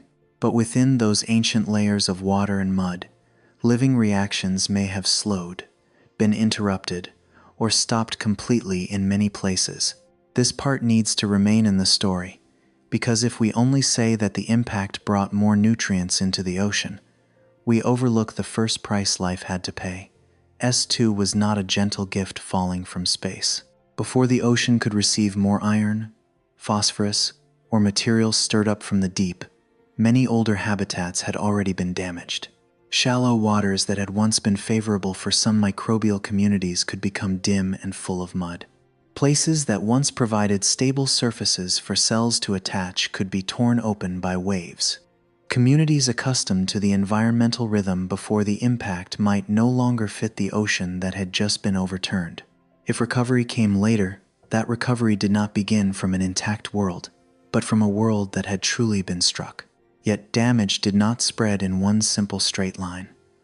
Early life was not contained in a forest, a single sea region, or a complex body that could be erased all at once. Microorganisms were scattered through places far smaller than the human eye could follow. Some communities lived near the water surface, some lay deeper in mud, some cells lived in cracks in rock, and some forms of life were connected to minerals in regions that depended less directly on light. So the impact could cause severe decline in some places, while others still kept enough conditions for life to remain. That very scattering makes the catastrophe more complex. It did not erase everything to the same degree, but changed the balance between different habitats. After S2, forms of life that depended strongly on light may have faced the clearest disadvantage. The atmosphere became opaque, shallow water grew cloudier, and new sediment covered many surfaces. For those communities, the familiar energy source was interrupted at the same time that the surrounding environment became hot and unstable. But deeper down, where light had not been the main factor to begin with, the story could be different. Some microorganisms lived through reactions with minerals or dissolved substances in water, and were not cut off from their source of life in the same way. They were still affected by the disturbance, but if temperature remained within tolerable limits and necessary substances were still present, they could continue quietly, while the surface layers of the ocean passed through the harshest phase. This does not diminish the loss of shallow water communities. On the contrary, it helps us see more clearly the quiet selection that followed the impact. A suddenly changed environment does not treat every form of life in the same way. Life too tightly bound to light and stable surfaces could be pushed back. Life able to exist in cloudier, deeper water, or to rely on other sources of energy, could be less disadvantaged. No decision was made. No organism chose a strategy. There was only a new environment, setting new conditions, and whichever cells could still carry out living reactions within those conditions continued. That is how early life passed through the trial. Not through will, but through a very small fit between cell and surrounding environment. On a short time scale, the impact was an interruption. Many communities may have disappeared from places where they had once grown. Many living surfaces may have been buried. Many bodies of water that once received light became dark and cloudy. But if we look a little more broadly, that same interruption began to open changes in the structure of the living ocean. Places that had once been favorable no longer necessarily held their old role. Places that had once been poor in nutrients or less central to the story of life could begin receiving more minerals, iron, and material brought up from the deep. In that way, S2 did not only reduce life in some regions. It also overturned the map of advantage for different forms of life in the ancient ocean. In the new mud layers that settled after the tsunamis, there may have been traces of loss and conditions for recovery at the same time. An old community buried beneath sediment is an injury, but that sediment also carried material from somewhere else, opening new surfaces and new chemistry. A current that swept cells from their original position could break an old community apart, but it could also carry some cells into another environment. A body of water becoming more turbid could be unfavorable for life that needed light, but not necessarily as unfavorable for microorganisms using other chemical reactions. On early Earth, the boundary between loss and change was not always clear. Often, the same motion both carried away the old stability and laid down new conditions. For that reason, this part of the story is not meant to turn the impact into darkness alone, but to keep the story balanced. Life was not immediately supported by the meteorite. Life was first tested. Fragile microbial films in shallow water may have been strongly affected. Communities dependent on light may have been pushed into decline. Stable habitats may have been broken by waves, heat, and sediment. If some microorganisms later flourished because the environment became richer in useful substances, that becomes meaningful precisely because a period of injury came first. Recovery only has meaning when something has truly been pushed to its limit. As the most violent phase began to settle, the ocean was no longer the ocean before S2. The surface had been hotter and darker. Water had been stirred down to the bottom. New sedimentary layers had covered old habitats. Some microbial communities may have declined, while others still survive deeper down, farther away, or in conditions less dependent on light. From those remaining parts, life would not return to the past. It would respond to a new environment, and that new environment, richer in material in some places, is what makes the next part of the story so unusual. After injury, early Earth may have offered some tiny forms of life nutrients they had once struggled to reach. Light returning to ancient Earth was not like a sudden miracle. It did not open in one clear instant, and it did not pull the planet back into the calm state it had held before the S2 impact. Before that, rock dust, hot water vapor, and extremely fine particles of matter had covered the atmosphere like an opaque veil, making the sea below sink into a weaker, heavier, more unfamiliar light. Then, over time, that veil began to thin. Larger particles fell first. Smaller particles remained suspended for longer. Water vapor gradually condensed, and the atmosphere that had been darkened by impact material began to let light pass through again. But that light did not shine down onto the old ocean. It touched an ancient sea that had been deeply stirred, strongly heated, and covered with new layers of material from the seafloor, from the atmosphere, and from the object that had come from space. In the first years after the event, Earth may have moved through a very slow rhythm of settling. What had been thrown high into the air did not stay in the sky forever. Rock dust fell to the sea surface, mixed into the water, and then came to rest in mud. Tiny grains born from melted rock cooled, fell into the ocean, and became part of new sedimentary layers. Water vapor rising from the heated surface also gradually returned as the atmosphere cooled. Rain may have become a path that carried water and matter back to the sea, not as a complete cleansing, but as part of the process by which Earth rearranged itself after being struck. What had once darkened the sky eventually settled onto the bottom, so that one very distant day it could become a clue preserved in stone. The sea surface also no longer remained in the most strained state of the first hours. The upper layer of water had been heated, water vapor had risen strongly into the atmosphere, and shallow regions had endured darkness, heat, and muddy turbidity all at once. But the energy of the impact could not hold everything at an extreme level forever. Gradually, heat dispersed into a broader water system. Regions farther from the impact center stabilized first. New sedimentary layers began to settle. The violent movement of water slowed, leaving behind an ocean that was less chaotic, but fundamentally different. A bowl that has been stirred strongly may become still on the surface after a while, but what is inside no longer lies where it began. The ancient ocean after S2 was like that. The surface may have become gentler, but the old order had been broken. The most important change did not lie in the appearance of the water surface, but in the way matter had been redistributed below.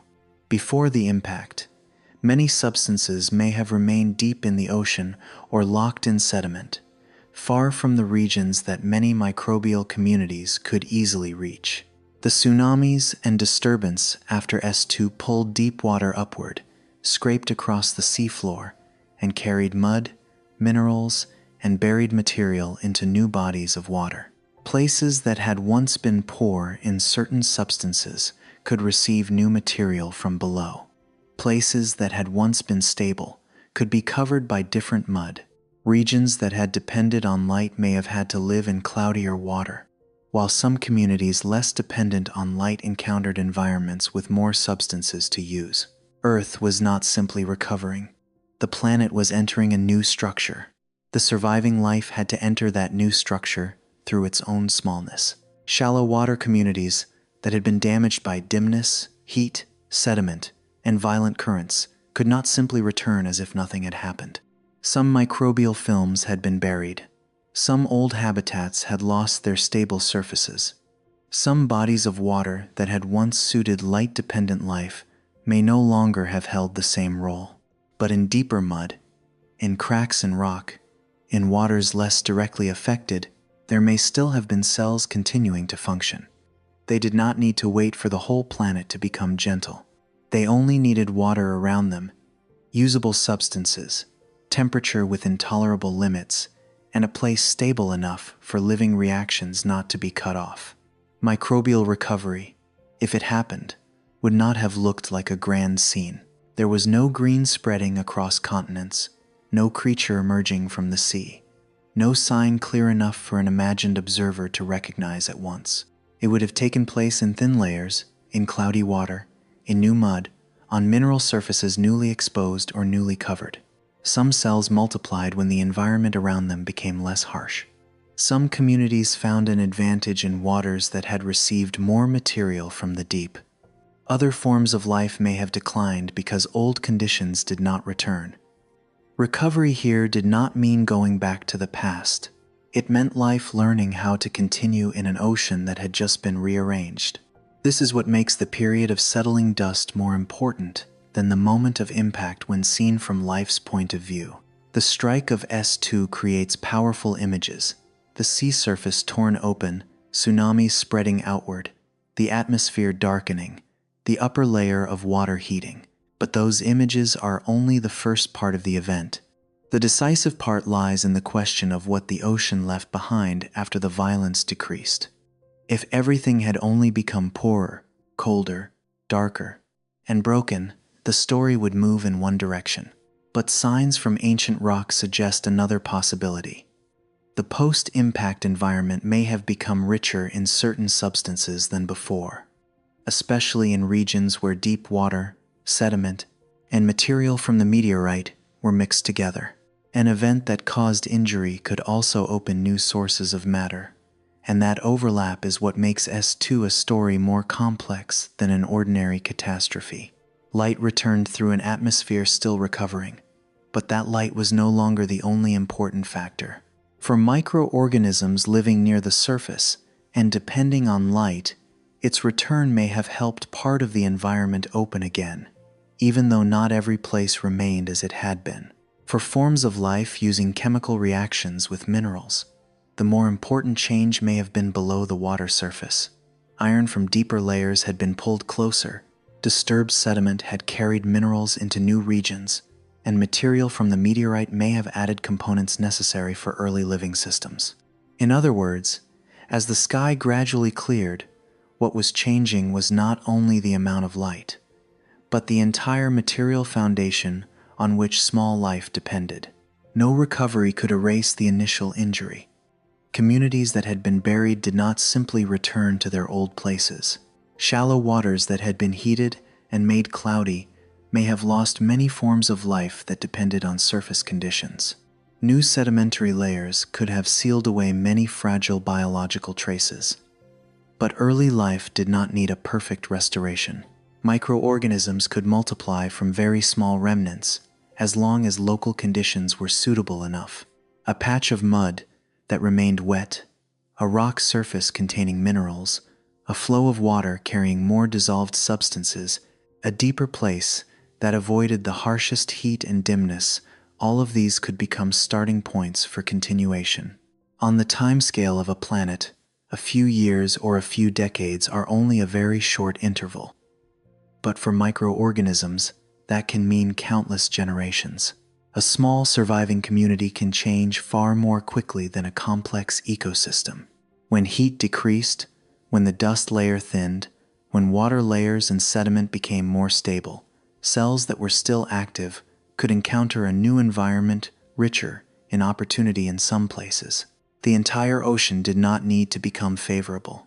As long as suitable regions appeared here and there, life could expand from those small points. On an Earth without large organisms, the speed and scattered nature of microorganisms formed a very different kind of resilience. The ocean after S2 was therefore like a place carrying both wounds and raw material. The wounds lay in regions that had been heated, deprived of light, buried, and broken apart by tsunamis. The raw material lay in deep water, pulled upward, in disturbed sediment, in dust and particles falling back down, and in components from the meteorite entering the sea. These two sides were not separate, because the same impact created both. The event did not become good simply because new sources of material appeared afterward. It was still a severe trial, but it also was not only destruction, because the environment that followed changed in ways some forms of life could use.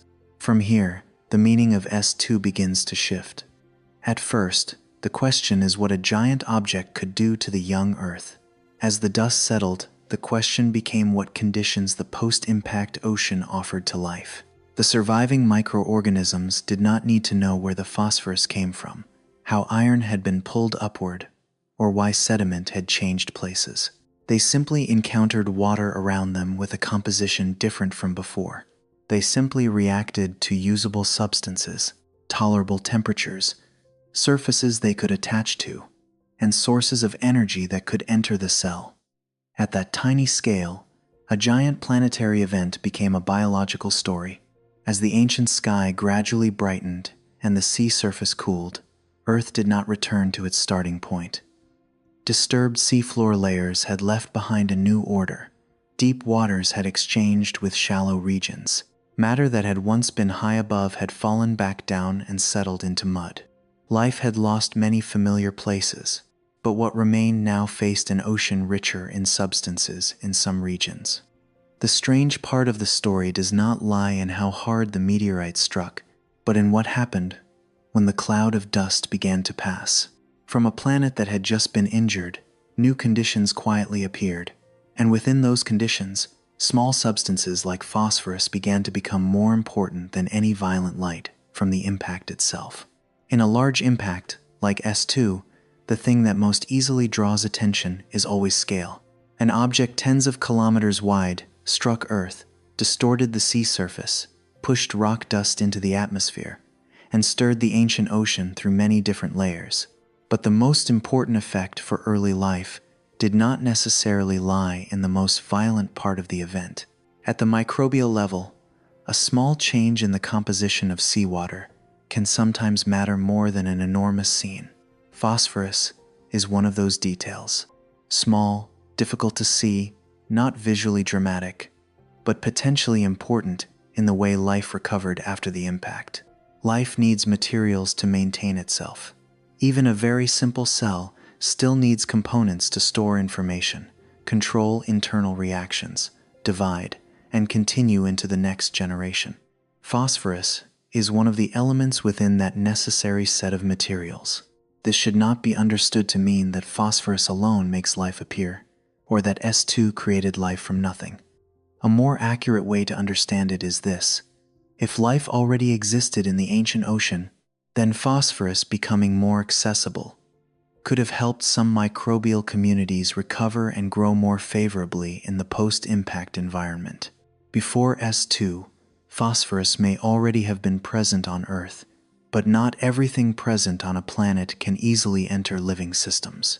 A substance locked inside rock, held within minerals, or lying in a place where water cannot easily reach, it does not immediately become a nutrient source for microorganisms.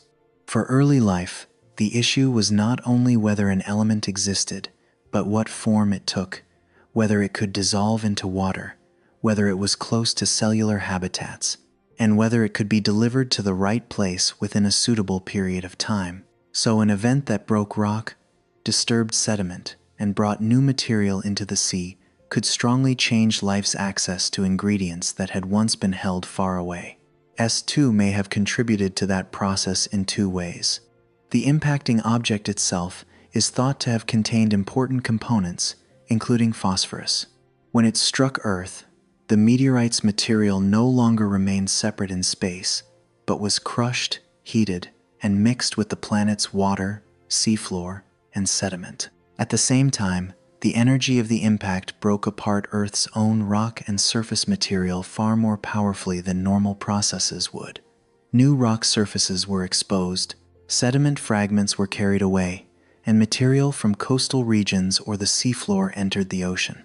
Through that disturbance, phosphorus could have entered seawater more quickly and more widely than through slow processes such as ordinary weathering. This does not turn the impact into a good event for life. The earlier parts of the story have shown that S2 was first of all a serious trial. Shallow waters were heated, the atmosphere darkened, sediment was stirred up, and many microbial communities may have declined. Natural history, however, does not always move in only one direction. An event can cause damage in its early phase, then leave behind different conditions afterward. Phosphorus is a clear example of that complexity. It does not erase the damage caused by the impact, but it may have become part of the new environment that surviving cells could use. At the microbial scale, a change in nutrient supply can happen very quietly. A body of water receiving more phosphorus does not immediately turn into an ocean full of visible life. The change may begin with cellular reactions becoming easier, division being better supported, or a small community expanding faster when other conditions are suitable as well. If temperature had fallen back within tolerable limits, if the water was no longer too turbid, if surfaces for attachment or environments for drifting still existed, more accessible phosphorus could become a significant advantage. The important point lies in the local nature of recovery. The entire ocean did not need to become rich in phosphorus at once. Early life existed in small, scattered environments, so only a few suitable regions could be enough to create new growth. A newly settled layer of mud, a shallow water region receiving additional material from sediment, a place where rock had been broken and minerals had dissolved into the water spaces like these could become favorable points for surviving microorganisms. In a biological system without large organisms, small chemical changes can create meaningful consequences across many generations of cells. This way of seeing the event helps avoid two extremes. One extreme is to view S2 only as a destructive catastrophe, where every consequence means loss. The other extreme is to turn the meteorite into a completely beneficial gift for life. Both views are too simple. The impact caused real damage, and it also changed the way matter was distributed through the ocean. Life was not saved by S2 in any intentional or miraculous sense. But in the post-impact environment, some necessary substances may have appeared closer to surviving communities.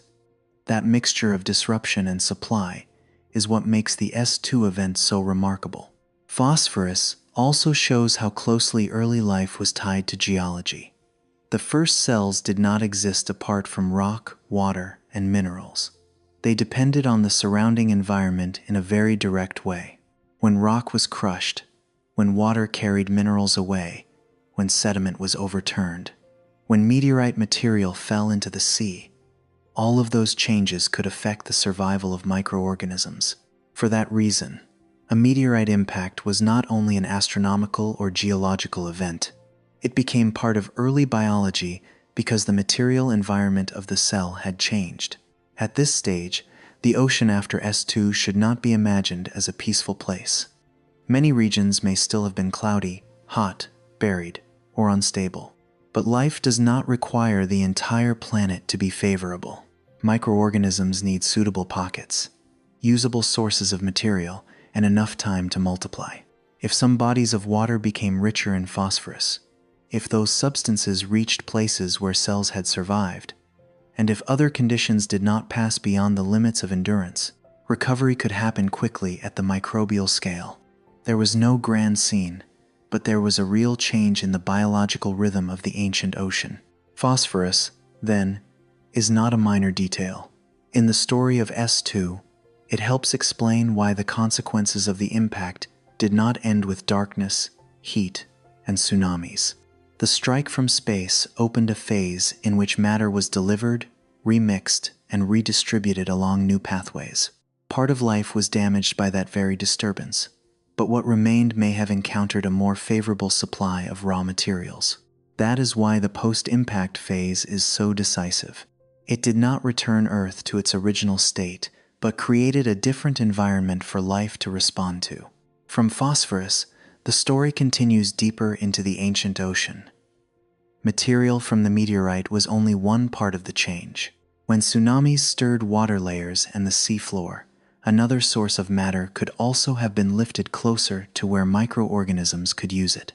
That source was iron, a familiar substance to human beings in the form of metal, but in the oxygen-poor ocean of early Earth, iron could participate in important living reactions. If phosphorus helps us understand how an object from space added raw material to the marine environment, iron shows how the deep ocean itself was unlocked after the impact. And there, microbial recovery begins to gain a clearer foundation. Beneath the disturbed water layers of the ancient ocean, there was a source of matter that did not come from the sky and did not lie in the light on the sea surface. That source belonged to Earth's depth, in places where the water was darker, farther from the surface, and in longer contact with rock, minerals, and sediment on the seafloor. If phosphorus helps us see the material that the S2 impact may have added to the marine environment, then iron reveals another side of the event. The meteorite did not only bring something new from outside, but also made the ocean open up sources of matter already held within itself. For modern human beings, iron is often imagined as a hard, heavy metal found in ore, in tools, in objects that are gray or reddish-brown when they rust. But on early Earth, iron was not only something lying still inside stone. The ocean then was far poorer in oxygen than it is today, and in such an environment, iron could exist in water in a more easily dissolved form. That made iron part of the ocean's chemical foundation, not a separate object that microorganisms had to touch like metal, but a component that could take part in small reactions happening around cells. Ancient microorganisms did not eat in the way animals eat food, and they did not live like modern plants depending entirely on sunlight and green leaves. Some very small forms of life could obtain energy from reactions between substances available in their surroundings. For them, water was not only a place to live, and rock was not only a surface to attach to. Water carried dissolved substances, rock and mud provided surfaces, minerals created reaction possibilities, and every small change in environmental composition could cause a community to weaken or expand. In that picture, iron was not a symbol of tools or metal as it is in human imagination, but part of the way early life could operate. Before S2, that source of iron was not necessarily located where life could use it most easily. The ancient ocean had many different layers, and each layer held its own kind of environment. Regions near the surface received more light and were more directly influenced by the atmosphere, but they did not always contain enough necessary substances for every form of life. Deeper regions were darker, closer to the seafloor, and could be richer in certain dissolved substances because they had spent more time in contact with rock and sediment. When water layers were not strongly mixed, substances in the deep could remain far from living communities in shallow regions. The presence of a material source in the ocean did not mean every cell could reach it. The S2 impact broke that distance in a violent way. The tsunamis born from the impact did not only push surface water far away, they also transmitted force downward, scraping the seafloor, pulling sediment upward, and forcing water layers that had once been more separate to mix together. In that motion, iron-rich deep water could have been brought closer to shallow regions, where some microbial communities had survived the darkness, heat, and muddy turbidity. What had once rested in the deep was no longer held unchanged in the darkness of the seafloor. After the strike from space, the ocean was almost turned over from within, and that overturning brought the source of iron closer to life. This is the most important reversal in the story of S2. Tsunamis did not only destroy old habitats. The same force of water that buried microbial layers in shallow regions could also pull substances from the deep into other places. The same motion that made the water cloudy and the sediment chaotic could also carry iron into regions that had previously been poorer in it. If we look at a tsunami only as a wall of water passing through and then disappearing, we see only its destructive side. But if we see a tsunami as a stirring force for the whole ocean, its effect becomes far more complex. It removed the old stability while also opening a new distribution of matter. Not every marine region became favorable. Many places were still too hot, too cloudy, or covered by new sediment. Communities dependent on light may have continued to face disadvantages, while the atmosphere had not yet fully cleared and shallow water still held many suspended particles. But early life did not require the entire planet to become better all at once. Microorganisms lived by small pockets, by local conditions, by places with water, surfaces, dissolved substances, and temperatures still within the range of endurance. If some post-impact regions received more iron from deep layers, and if living cells still remained there, those regions could become favorable points for recovery. That change would not appear as a grand scene. There was no spreading color to announce that the ocean was becoming richer in iron. No large organism rose to prove that life was returning. Everything happened at the scale of cells and chemical reactions. A microorganism only encounters the environment immediately around it. What substances are present in the water, what the temperature is, whether a surface for attachment still exists, and whether reactions inside the cell can continue. If iron was present closer by, and in a form that living reactions could use, a small surviving community could multiply over many generations. On the geological timescale, that could be very fast. On the timescale of microbial life, it was an entire process of expansion. Iron helps make clearer why S2 should not be told as a one-directional impact. In the first hours, the event damaged the ocean, heated the sea surface, darkened the sky, and placed many shallow water microbial communities under severe pressure.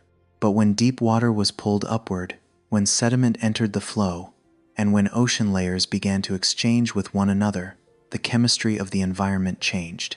Some forms of life lost their advantage because of reduced light or the loss of stable attachment surfaces, while other forms may have encountered sources of material better suited to the way they obtained energy. The impact did not create new life from nothing, but it may have shifted the balance among ways of living that already existed. On modern Earth, biological disasters are often imagined through species disappearing, forests being destroyed, and food chains breaking apart. On Earth more than 3 billion years ago, the biosphere still existed at the microbial level, so a major change could happen without leaving any familiar image behind. If iron-using microorganisms became more successful after S2, the ocean did not need to become alive in any way the human eye could recognize. A change in the balance between communities was enough. If one group of microorganisms increased in the new environment, the ancient biosphere had already become different. That difference was silent, but in Earth's deep history, silence does not mean smallness. Iron also makes the relationship between destruction and nourishment clearer. A torn open seafloor is a sign of injury, but that same tearing could bring minerals out of burial. Sediment swept upward is evidence of chaos, but that mud also carried material that could enter the water. Deep water pulled upward is the result of a harsh impact, but within that deep water, there may have been substances some cells needed. In nature, the same process does not necessarily carry only one meaning. A single movement can break an old structure while also creating conditions for another structure to form. This point needs to be understood calmly. S2 did not come to help life. Tsunamis did not stir the ocean for microorganisms. Iron was not given to life in any purposeful sense. Everything began with the physics of an impact and the chemistry of a water-rich planet. But once life already existed, every change in water, rock, and sediment could become a biological change. A source of iron brought closer could make one kind of metabolism more favorable. A new sediment layer could bury an old community while also creating a surface for another. Turbid water could weaken life that needed light, but not obstruct in the same way forms of life that depended more on chemical reactions. So the image of the ocean becoming a table of food is only true if understood very gently. There was no food in the sense of large organisms finding prey or plants rising into forests. The The table here was the chemical environment around cells where necessary substances became close enough, available enough, and suitable enough to take part in living activity. When tsunamis carried iron from deep water into shallower regions, when phosphorus and other minerals were added to the sea, the surviving microorganisms could encounter an environment richer in possibility in some places. The opportunity did not lie in calmness, but in the way chaos had rearranged the sources of material around life. From phosphorus to iron, the post-S2 story shows that recovery did not come from one single cause. Phosphorus could support materials necessary for cells. Iron could take part in the energy reactions of some microorganisms. New sediment could create surfaces and change local environments. Deep water pulled upward could carry substances into places that had previously been poorer. These factors did not work like separate pieces, but together created an ocean different from before. In that ocean, the life that remained did not only endure new conditions, it could begin to use the new differences. This is also why microbial recovery after the impact could happen quickly on the geological timescale. Microorganisms are small, reproduce quickly, are widely distributed, and can respond to environmental change across many generations in a short time. A surviving community in mud or rock cracks, if it encountered water with more iron and other necessary substances, could expand without needing a complex ecosystem to be rebuilt from the beginning. That recovery was not a complete return of what had been lost, but the expansion of forms of life better suited to the environment after the impact. That is how a catastrophe on a planetary scale can become a turning point at the microbial scale. In the larger picture, S2 is a meeting point between astronomy, geology, and biology. From space, it was an object striking Earth. In rock, it left behind spherules, disturbed sediment, and unusual material traces. In the ocean, it created tsunamis, mixed water layers, and brought iron from the deep closer to the surface. In life, it changed the conditions microorganisms had to respond to. An event with no biological purpose became part of biological history because the living environment had been rearranged. By this point, the question is no longer only what S2 destroyed. The question becomes why early life was capable of using an ocean that had just been overturned. The answer lies in the nature of microorganisms themselves. Small, numerous, scattered, and flexible. They did not need a perfectly stable world in order to exist. They only needed environmental pockets suitable enough, sources of material close enough, and enough time to multiply.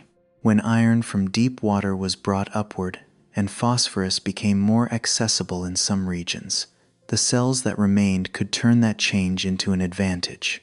The S2 impact, therefore, did not only strike the young Earth, it forced the small life on that planet into a test, where the ability to recover mattered more than any visible strength. The resilience of early life lay in a very small paradox. The first cells on Earth had no large bodies, no complex protective shells, no ability to move away from an event arriving from space, and no organs with which to sense the approaching danger. By the standards of modern organisms, that life might seem far too fragile for an impact like S2.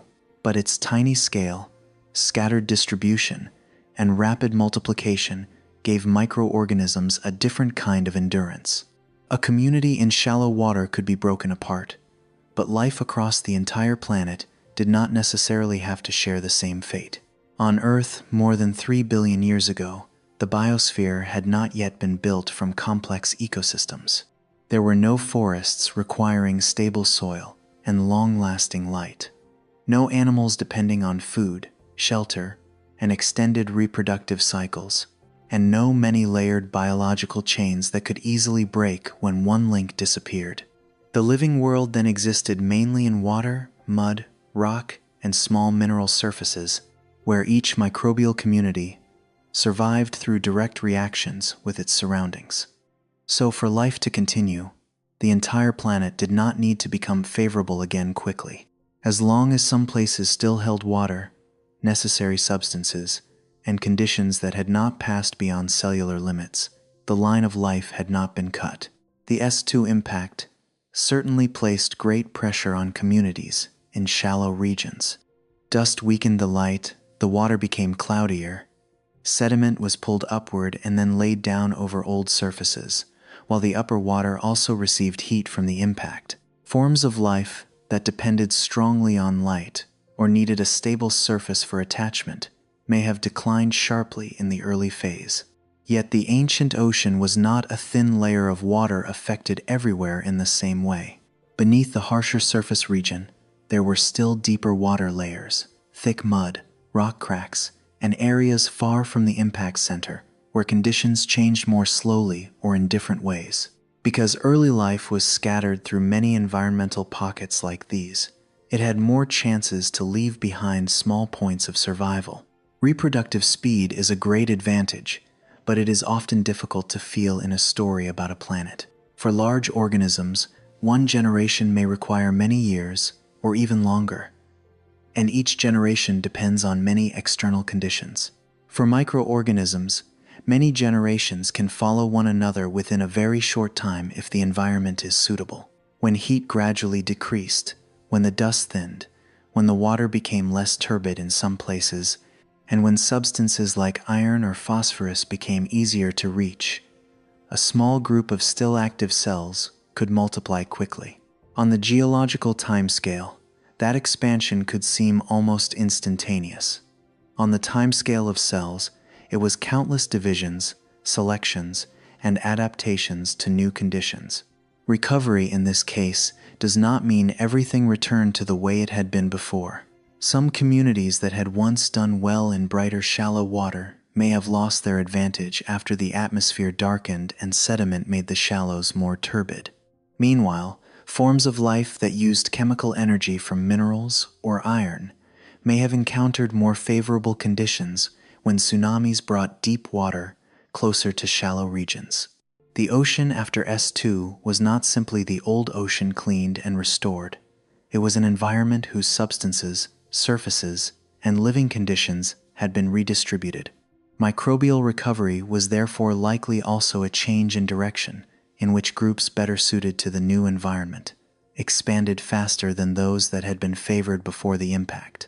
There is no need to give microorganisms a conscious will to survive in order to see their durability.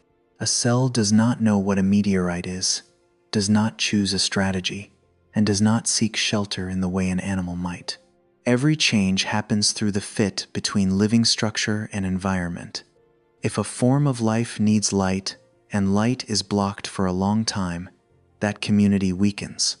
If a form of life can use iron in metabolic reactions, and the source of iron is brought closer, that community may increase. If a new mud layer buries an old living surface, one community loses its place of attachment. But if the seafloor is torn open, and another mineral surface is exposed, another group may find a more suitable place.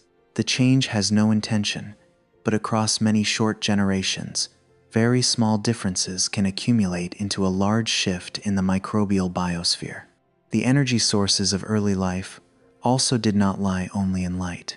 Communities dependent on light were directly affected when dust and rock vapor darkened the surface, but microorganisms living more through reactions with minerals or dissolved substances in water were not affected in the same way.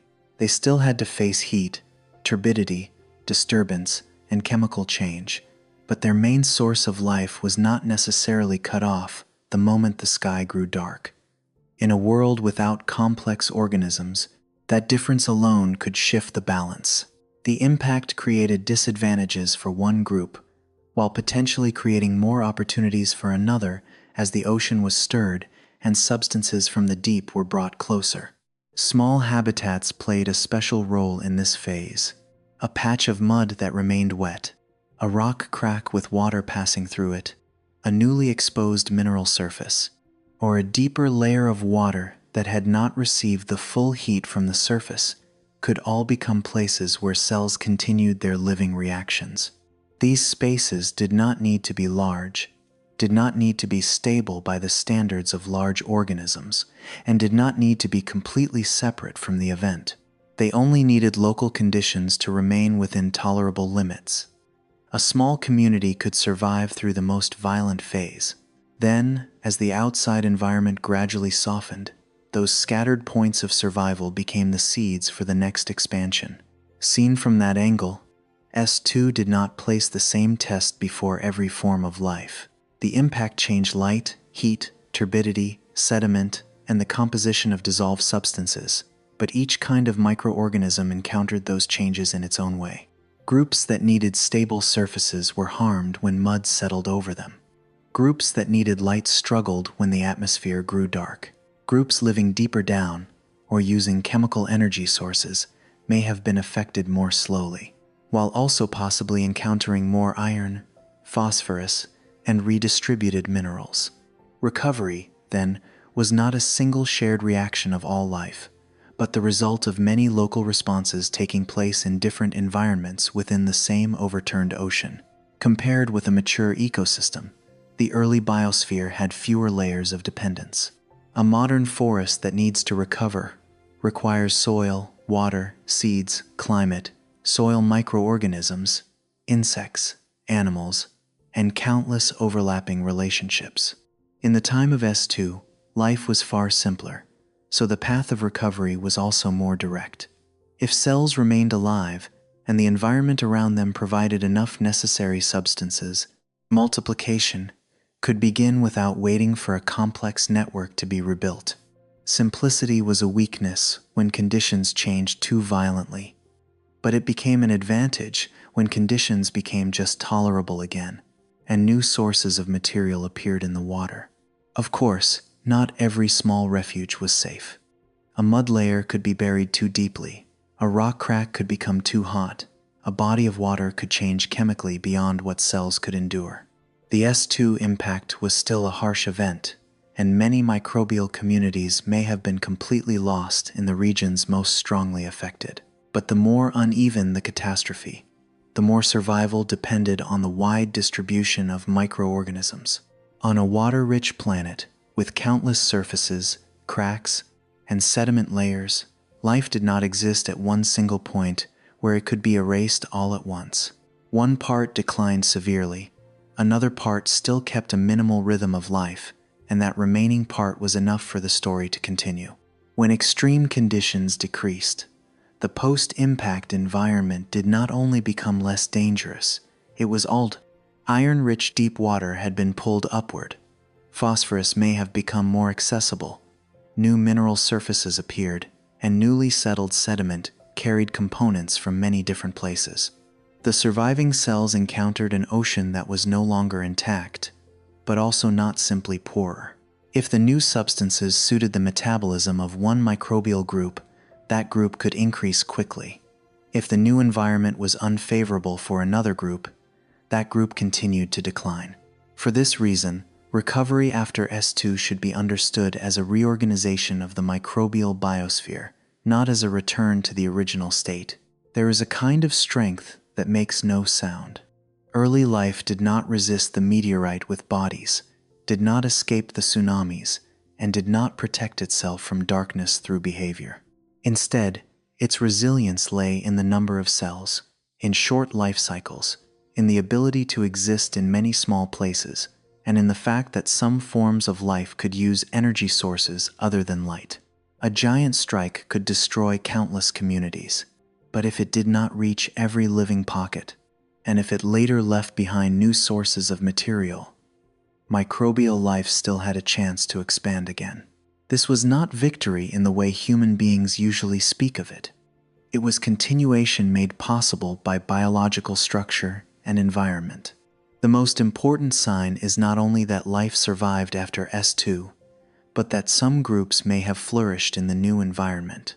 If iron from deep water became more accessible, iron-using microorganisms could have gained an advantage. If phosphorus and other necessary substances entered suitable bodies of water, cellular multiplication could have been supported. If new sedimentary surfaces created places for attachment, the right communities could expand. All of this happened at a scale far too small to create a spectacular image, but in Earth's early history, Microscopic changes like these were the greatest changes life could make. Rapid recovery, then, was not a miracle outside science. It was the logical result of a small, scattered biosphere, one that reproduced quickly and was closely tied to the chemistry of the ocean. S2 caused real damage, but it did not turn the entire ocean into one identical environment, and it did not erase every living pocket. At the same time, the event mixed sources of material, changed local conditions, and created opportunities for forms of life suited to the post-impact environment. From a few still active cells, across many short generations, life could recover not by returning to the past, but by expanding within a world that had changed. To recognize that quiet process after more than 3 billion years, human beings cannot search for bones, footprints, or large fossilized bodies. The evidence has to be read in another way. In disturbed sediment, in particles created by the impact, in chemical signs of the meteorite, in the composition of rock, and in signals showing that living activity continued after the event. The story, therefore, returns to the place where the journey began. The ancient rock layers. It is in stone that the violence of the impact and the persistence of life remain together, not as two separate stories, but as two sides of the same moment when the young Earth was struck hard, and yet did not become a dead planet. The past of S2 cannot be seen directly. No one can go back more than 3 billion years to stand beside the ancient ocean, watching the sky darken, the sea surface churn, or microbial communities begin to recover in mud and deep water. Everything that remains is held in rock. Not rocks that tell stories in words, but very thin layers of matter, compressed across immense time, preserving the shape, composition, and order of an environment that once changed violently. To understand that impact, human beings do not rebuild the past from imagination. They read the traces left behind in each rock layer, slowly and carefully, like reading a book whose letters have been almost completely blurred by time. In the ancient rocks of South Africa, the sedimentary layers do not impress the eye with vivid beauty. They do not have the shape of large organisms, contain giant skeletons, or create easily recognized outlines like footprints or fossilized tree trunks. Their value lies in their very long silence. In those bands of rock, a layer only a few centimeters thick may represent an interval when the ocean, atmosphere, and seafloor changed violently. To the naked eye, it may be only a line of different color, or a band of material pressed between other layers. To geology, that thin line may be the boundary between an ocean before impact and an ocean after it had been overturned. The work begins in the field, where rock does not sit inside a clean room or behind protective glass, but lies on mountain slopes, in valleys, on surfaces worn by sun, wind, and time. Researchers walk along tilted rock layers, observing bedding direction, color, grain size, fractures, and very small changes in sedimentary structure. They cannot take just any sample and call it evidence. Each sample must have a place within the order of the rock layers. It lies above which layer, beneath which layer, how far from the disturbed bed, whether it is connected to marine sediment or unusual material. That position is what allows a small piece of rock to become part of a much larger story. In the laboratory, the past does not return like a film. Rock does not show a tsunami rushing across the ocean, nor does it show a meteorite falling in a clear image. What appears is usually much smaller, an unusual chemical component, a rounded grain resting inside the rock, a piece of material from the seafloor placed out of position compared with a normal depositional environment, or a sign that tiny organisms once lived in ancient mud. These forms of evidence do not say enough on their own. They need to be placed beside one another. Chemistry tells us whether unusual material is present.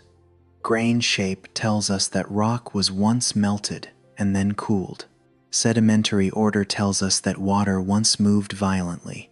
Carbon signals help reveal the presence of living activity. One of the most important traces is the tiny spherules inside the rock. They are not ordinary pebbles rounded by water over a long time. They are droplets of matter that were once molten, launched upward or spread through the atmosphere after the impact, then cooled into small rounded forms before falling back down and settling into sediment. Their size may be very small, but their shape carries great meaning. A spheral like this is a sign of extremely high temperature, of rock being melted, of matter being lifted upward and then returned to land or sea. When many spherules appear within the same layer, they are no longer random details. They become the fingerprint of an event powerful enough to turn rock into molten droplets. Chemical traces of the meteorite add another layer of evidence. Earth rocks have their own composition, while an object from space may carry proportions of material different from the ordinary rocks around it. When researchers find unusual chemical signals in the exact layer connected to the impact, the story becomes stronger. Spherules show that rock was once melted. Unusual chemistry shows that extraterrestrial material took part in that rock layer. These two signs do not replace one another. They strengthen one another. One is the shape of matter after extreme heat. The other is composition, revealing an origin not entirely belonging to the normal environment of the ancient ocean. Disturbed sediment tells another part of the event. In a calmer marine environment, particles usually settle in a relatively understandable order. Heavier grains settle first, finer grains settle more slowly, and layers of mud or sand build up according to the rhythm of the water. But in the layers connected to S2, that order was broken. Pieces of seafloor, fragments of sediment, and material from different environments were mixed into the same layer. This sign fits an ocean strongly disturbed by tsunamis, where water did not only pass across the surface, but scraped downward to the bottom, pulled material upward, carried it far away, and left it behind in a chaotic layer. The rock, then, does not only say that an impact happened. It also shows how the water responded after the impact. What matters is that sedimentary layers do not need to be meters thick in order to carry great meaning. A thin layer can contain the change of an entire environment if it formed during an unusual interval. The impact itself may have happened in a short moment, but the material created by that event settled, mixed into mud, was carried by moving water, and was preserved in stone across immense time. So a thin line inside a rock mass is not only a streak of color, it may be the remnant of dust, water, molten rock, seafloor sediment, and meteorite material that once met within the same period of chaos. Evidence of life is far more subtle than evidence of impact. A large meteorite leaves behind spherules, chemical traces, and overturned sediment. Microorganisms leave no bones, teeth, shells, or clear body shapes. What remains is often indirect. Material connected to marine microbial mats, sedimentary structures formed near living surfaces, or carbon signals suggesting that biological activity was present in that environment. Carbon here is not a vivid image like an animal fossil. It is a chemical clue, a way to recognize that living processes once took place inside that silent rock layer. This indirectness is what makes science careful. We cannot see a carbon trace and immediately tell a story too large for the evidence. We cannot see a disturbed sedimentary layer and automatically call it a tsunami without placing it in the right geological context.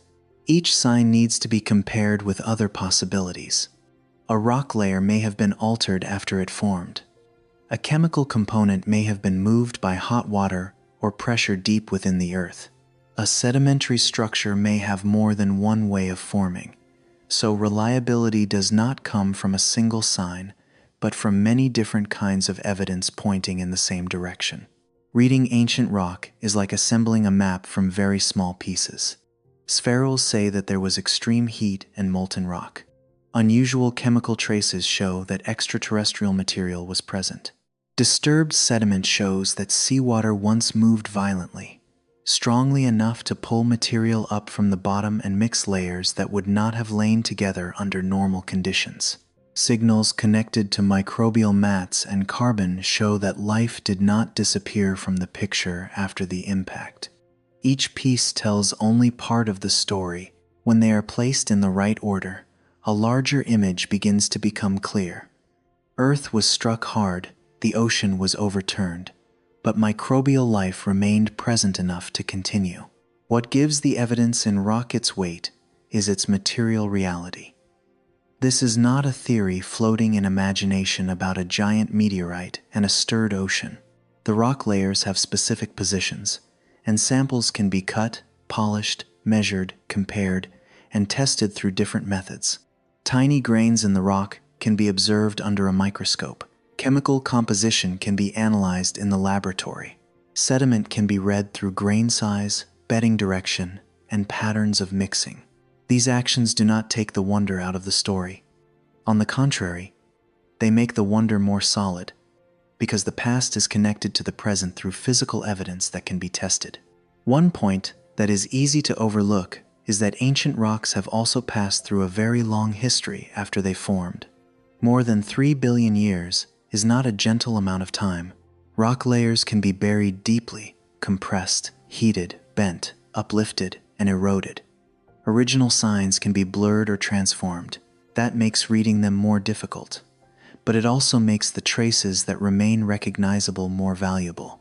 If, after all that time, the rock layers still preserve enough spherules, enough chemical signals, enough sedimentary structures, and enough clues of living activity, then they are no longer isolated details.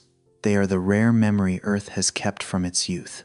Here, science does not need exaggeration to create a sense of greatness. A small rounded grain in rock is already large enough if we understand its origin. A thin sedimentary layer is already deep enough if we know it once recorded the motion of an entire ocean.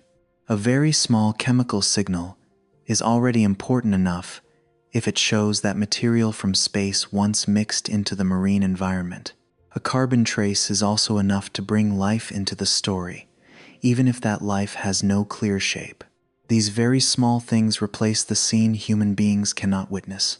They are not loud, but they have the durability of matter. From the rock layers, the picture of S2 appears in a much calmer way than the imagination of catastrophe. The impact was not only a fireball in the sky or an enormous tsunami, it was a sequence of changes written into matter. Rock melting into spherules, meteorite material mixing into sediment, the seafloor being disturbed, deep water being mixed upward, nutrients being carried into new regions, and biological signs continuing to appear in the environment afterward. The story becomes trustworthy precisely because it does not depend on one single image. It is held by many small traces, each one testing a different part of the same event. In that way of working, imagination still has a role, but it is not allowed to travel too far ahead of the evidence. Imagination helps human beings picture an ocean stirred up from sedimentary layers, helps us imagine rock dust falling down from tiny spherules, and helps connect chemical signs with an object from space. But the path of the story must always return to the rock sample. If the rock does not show signs of a meteorite, we cannot claim that extraterrestrial material was present. If the sediment is not disturbed in a suitable way, we cannot say that a tsunami stirred the seafloor. If biological signs are not present, we cannot say that life continued in that environment. Science here does not remove imagination. It places imagination under the discipline of physical evidence. That is also why ancient rock layers create such a special feeling. They are both distant and close. Distant, because they belong to an Earth with no land plants, no animals, and no oxygen-rich sky like the one we know today. Close, because those pieces of rock can still rest in human hands, be cut into thin slices, examined under a microscope, and analyzed component by component. Between an impact that happened more than 3 billion years ago and a modern laboratory is a distance almost impossible to imagine. Yet that distance is connected by stone, by layers of matter that remain still long enough to preserve a few faded lines from the planet. Those traces also set limits for the story. They allow us to say that S2 was a large impact, that the ocean was strongly disturbed, that meteorite material and molten rock left signs behind, that the environment afterward may have become richer in certain substances, and that microbial life was not completely erased. But they do not allow us to turn S2 into a certain story of life exploding everywhere. Nor do they allow us to say that the meteorite created life. The strongest evidence is often not evidence that permits us to say everything, but evidence that helps us know how far we should go. That very limit makes the story more trustworthy. At the end of the chain of evidence, what remains is not a simple answer, but a picture with many layers. One layer belongs to astronomy, with a large object from space striking the young Earth. One layer belongs to geology, with molten rock, disturbed sediment, and a seafloor stirred open. One layer belongs to chemistry, with phosphorus, iron, and unusual material signals. One layer belongs to biology, with tiny microorganisms continuing to be present in an environment that had changed. These layers sit in the rock like layers of time stacked upon one another. To understand S2, we cannot look only at the moment of impact. We need to look at the way each rock layer preserved the consequences of that moment. This is what makes the story deeper than a disaster. If there were only imagination, S2 could easily become a violent scene that ends in darkness. But in the rocks, that event has a beginning, an aftermath, and consequences that are not simple.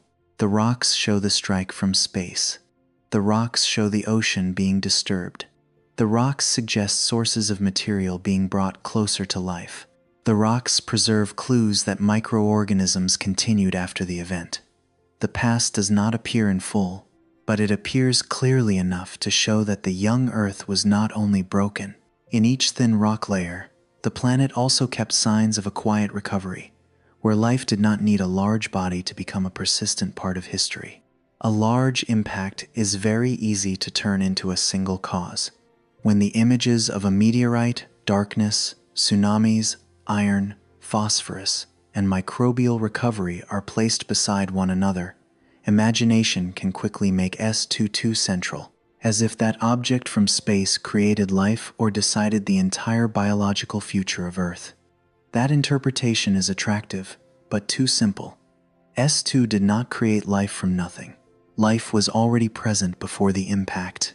What this event may have done was change the environment in which life already existed, causing some communities to decline, while other communities encountered more favorable conditions for expansion.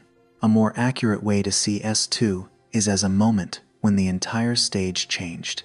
Before the impact, the ancient ocean had brighter regions, darker regions, shallow and deep layers of water, rock surfaces, mud, and sediment, where microorganisms lived in many different ways. Then a giant object fell, and that order was overturned. Light weakened in the dust-filled atmosphere. Shallow water was strongly disturbed. The seafloor was scraped open. Water layers were mixed together, and material from space, as well as material from deep within the ocean, was carried into new places.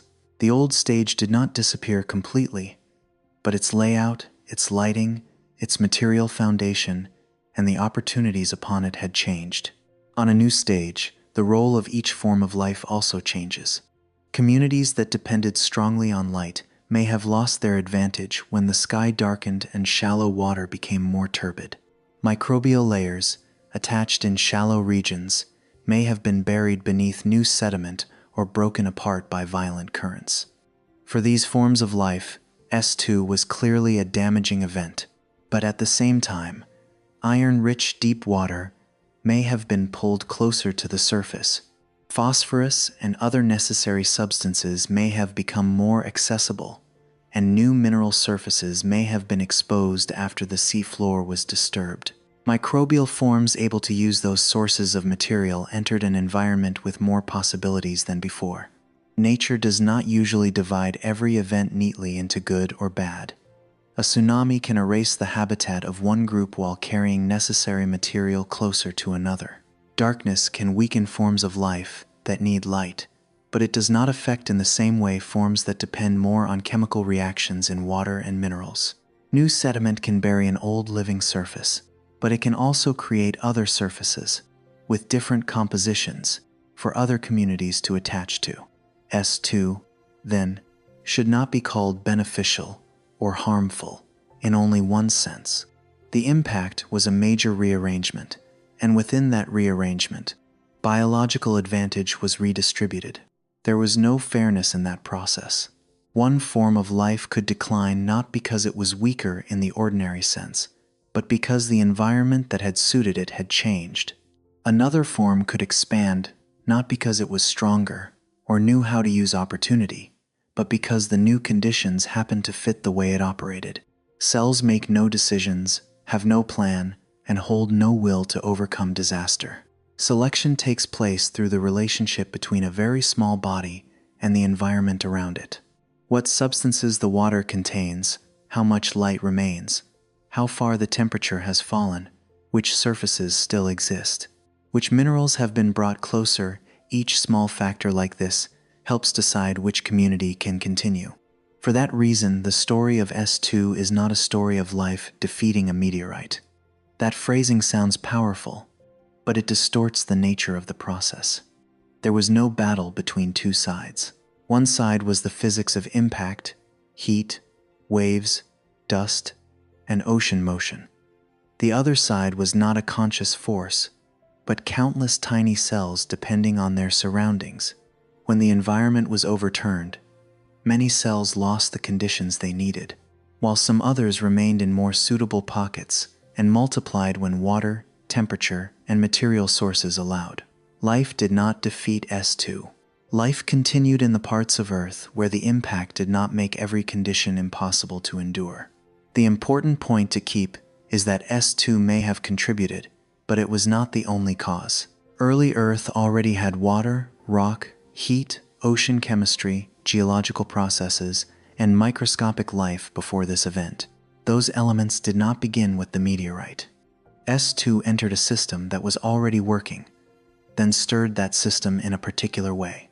The impact may have delivered additional material, unlocked iron from deep water, made phosphorus more accessible in some regions, and created a new environment for microorganisms.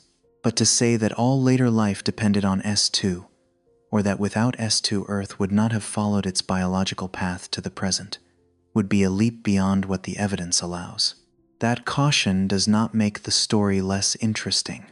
On the contrary, the scientific limits make the story deeper. A miracle needs only one claim. A complex natural system requires many layers of causes, many overlapping conditions, and many uneven outcomes. S2 did not give life to Earth, but it may have changed the balance among forms of life already present. S2 did not turn the ocean into a favorable place everywhere, but it may have created regions where iron, phosphorus, and mineral surfaces became easier to access. S2 did not erase all injury, but it also did not leave behind an ocean made only of loss. The image of a stage helps make this difference clearer. On a stage, changing the light can make one character fade and another become more visible. Changing the background can close one pathway while opening another. Moving a prop can make one action more difficult, while making another easier. The S2 impact changed the lighting of the ocean, changed the material background of the seafloor, changed the distribution of nutrients, and changed the regions microorganisms could use. Life was still the life that had already existed, but the conditions under which each form of life could express itself were no longer the same. In shallow water, darkness and turbidity could have caused communities based on light to decline. Places once stable enough for microbial mats to attach could have been scraped by strong currents. New mud settling down could cover older surfaces, cutting off many living reactions in place. Those injuries need to remain in the story, because if we only emphasize post-impact nutrients, S2 becomes almost a beneficial event. Reality was more complicated. There was damage, there was loss, and there were communities that did not return to their old places. Advantages that appeared later do not erase the harshness of the beginning.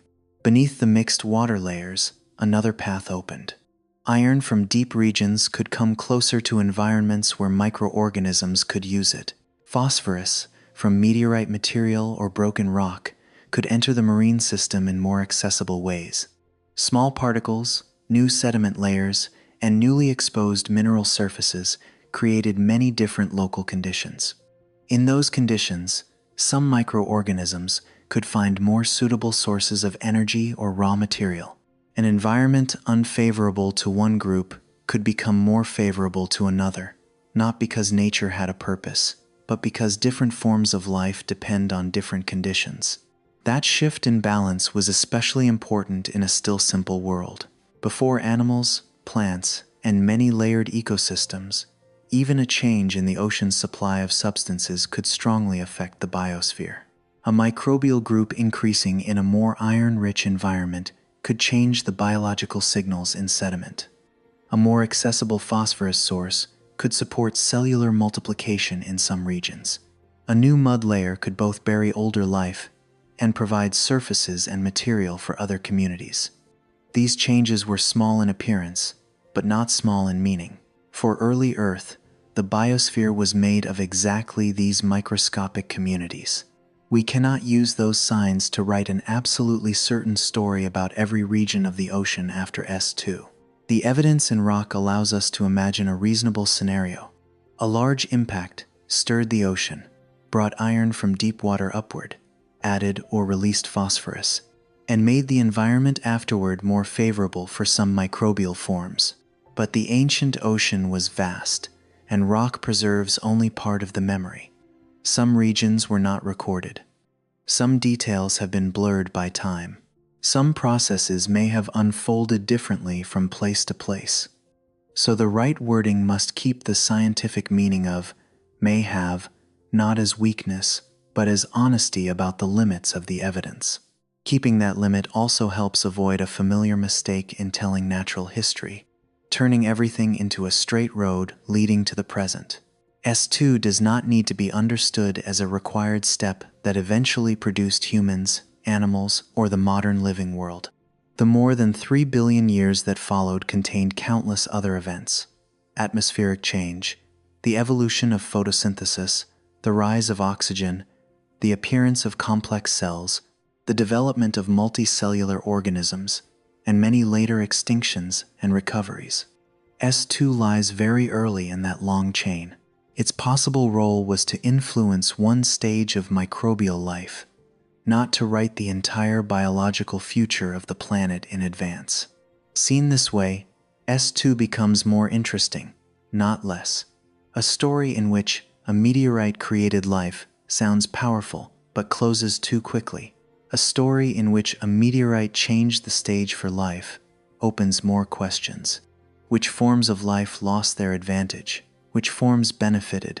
Which sources of material were brought closer? How sediment recorded the change, and why the microbial biosphere could respond quickly to the new environment. The second story is less sensational, but closer to the way nature works. Nature rarely has only one cause and one result.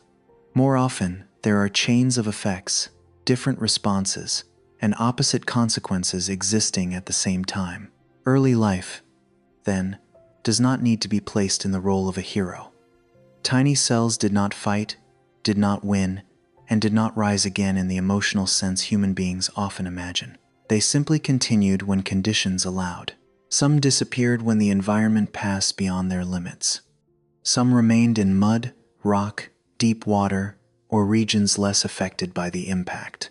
Some multiplied when iron, phosphorus, and other substances became more available. From the outside, that process had almost no image, but within geological history, it was the rebalancing of a very young biosphere, where each environmental change could shift the direction in which life developed. It is also important to separate creating conditions from creating. To create life means to begin life from a state where life did not exist. To create conditions means to change the environment so that life already present can develop in a certain way. S2 belongs to the second meaning. The impact may have made the ocean richer in certain substances in some regions, may have supported microorganisms that used iron or benefited from new nutrient sources, and may have helped some communities recover faster once conditions became stable again. Those possibilities are important enough without becoming absolute claims. Science is often deepest when it does not say more than the evidence allows. In this picture, loss and opportunity do not cancel each other out. A destroyed habitat does not mean the entire biosphere failed. A new nutrient source appearing does not mean the impact became something good. Both can be true within different limits. For a community that was buried, S2 was an ending. For a community that survived in an environment receiving more iron or phosphorus, S2 could have marked the beginning of a period of growth. Nature operates through local differences like these. A major event passes across a planet, but its real consequences are decided in countless small environments. This is why the story of S2 has more depth than a cosmic disaster. The impact did not only break things apart, and it did not only nourish, it reset the conditions. It changed light, heat, sediment, deep water, material sources, and living surfaces. From those changes, the microbial biosphere reorganized itself into forms better suited to the new environment. There was no guiding hand, no predetermined goal, no promise about where life would go. There was only a young planet, a stirred ocean, and tiny cells responding to new conditions through their own speed and scattered distribution. When S2 is placed in the right position, the story becomes both humble and vast. Humble, because the impact was not the origin of life and cannot be treated as the single cause of early evolution. Vast, because even one powerful environmental change can tilt the biological balance in a microscopic world. Life does not need to be born from a meteorite in order to be deeply influenced by one. A change stage may not create the actors, but it can change the roles, positions, and opportunities of the actors already present.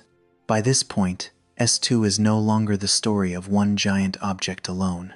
It becomes a story about the relationship between event and environment, between injury and material supply, between instability and the capacity for recovery.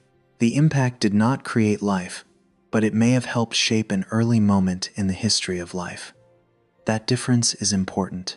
It keeps the story within the boundaries of science, while still revealing the strangeness of the young Earth, a planet that could be struck hard, darkened, and overturned, and yet, within that changed environment, the smallest forms of life still found ways to continue. What remains needs to be seen at a slower rhythm, not the rhythm of a meteorite falling in a few seconds, but the rhythm of stone, water, and cells across countless generations. S2 changed the stage. Life did not begin there, but life had to unfold within the new setting afterward. Some forms of life retreated, some expanded, and the ancient ocean carried traces of both. If the final part of the story needs to return to Earth, it should not be to call S2 a miracle or an absolute disaster, but to look at something more enduring, the young planet's ability to preserve small places where life could continue, even after the stage had been changed by a strike from space. At Barberton, the ancient rock layers do not need to speak in order to preserve Earth's memory. They have lain still for billions of years, compressed, lifted, eroded, and then exposed beneath the light of a world that has become completely different. The sky once darkened by S2 vanished long ago. The ocean once stirred down to its depths no longer keeps its original shape. The great waves, the heated surface water, the rock dust, and the clouded water vapor have passed beyond every living memory. But matter is more patient than living beings. In the thin lines of stone, the planet still preserves enough traces for human beings to recognize that there was once a violent moment, and that after that moment, the story did not end. Looking back over the whole journey, the Barberton rock layers are no longer a silent background. Within them are small spherules born from molten rock, sediments disturbed by powerful water, chemical signs of material from beyond Earth, and clues showing that the microbial biosphere was still present in the post-impact environment. Each trace on its own is very small, but when placed beside the others, they open a wider picture. The young Earth was struck hard, the ocean lost its order, Many microbial communities were injured, and then sources of material in water and rock were redistributed in a new way. This is not only a record of destruction, it is also the record of a quiet period of recovery. If we look only at the moment of impact, S2 can easily become a story of darkness and injury. A giant object fell into the sea, pushed rock dust into the atmosphere, heated the water surface, created tsunamis, and covered old living surfaces with sediment. Those images are large enough to fill the imagination. But natural history rarely stops at the strongest moment. As the initial energy gradually decreased, the important question shifted toward what remained in the ocean. Phosphorus may have become more accessible. Iron from deep water may have been pulled closer to shallow regions. New mineral surfaces appeared, and surviving cells encountered an environment no longer the same as before. That transformation is what makes S2 difficult to describe with a single word. For some shallow water communities, this was a real catastrophe. Light weakened, the water became cloudier, sediment settled over them, temperature changed quickly, and familiar habitats may have been broken apart. For other microbial forms, especially groups that did not depend entirely on light and could use sources of material from minerals, the post-impact ocean contained new opportunities. The same event removed the old stability while also opening a different chemical arrangement. Nature does not need to choose between good and bad. In many cases, both exist at the same time in different places on the same planet. Earth, at that time, did not yet have the familiar images of modern life. There were no forests, grasslands, birds, or large animals to create an easily visible scene of recovery. The biosphere still existed mostly in water, mud, rock, and very small mineral surfaces. So the continuation after S2 also happened at a scale almost invisible. A cell still active in mud that remained wet, a community attached to a newly exposed mineral surface, a body of water receiving more iron or phosphorus. Just as conditions began to soften, changes like these did not create a grand scene, but they were important enough in a world where life was still very simple. Resilience here was not like the strength of a large organism. Microorganisms did not resist the meteorite, did not avoid the tsunamis, and had no will to overcome the darkness. They persisted in another way. Small size allowed them to live in narrow environmental pockets. Large numbers reduced the chance that the entire biosphere would be lost at once. Scattered distribution helped some regions avoid the harshest effects, and short life cycles allowed communities to recover quickly when conditions became suitable again. A thin living layer could disappear in one place, while cells elsewhere continued reacting with the water and minerals around them. Across many generations, what remained could expand.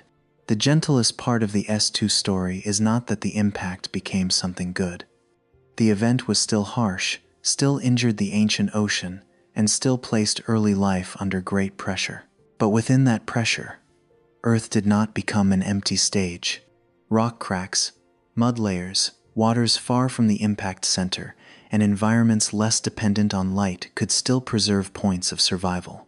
As dust gradually settled, as heat dispersed into the broader water system, and as substances were brought closer to cells, the microbial biosphere had a chance to reorganize. Recovery does not mean returning to the original state. Sometimes it means finding a new rhythm in a world that has been changed. The Barberton layers therefore carry a very special beauty. They do not only preserve the mark of a meteorite, but also evidence of how rock, water, and life were connected. A tiny spherules shows that there was once enough heat to melt stone.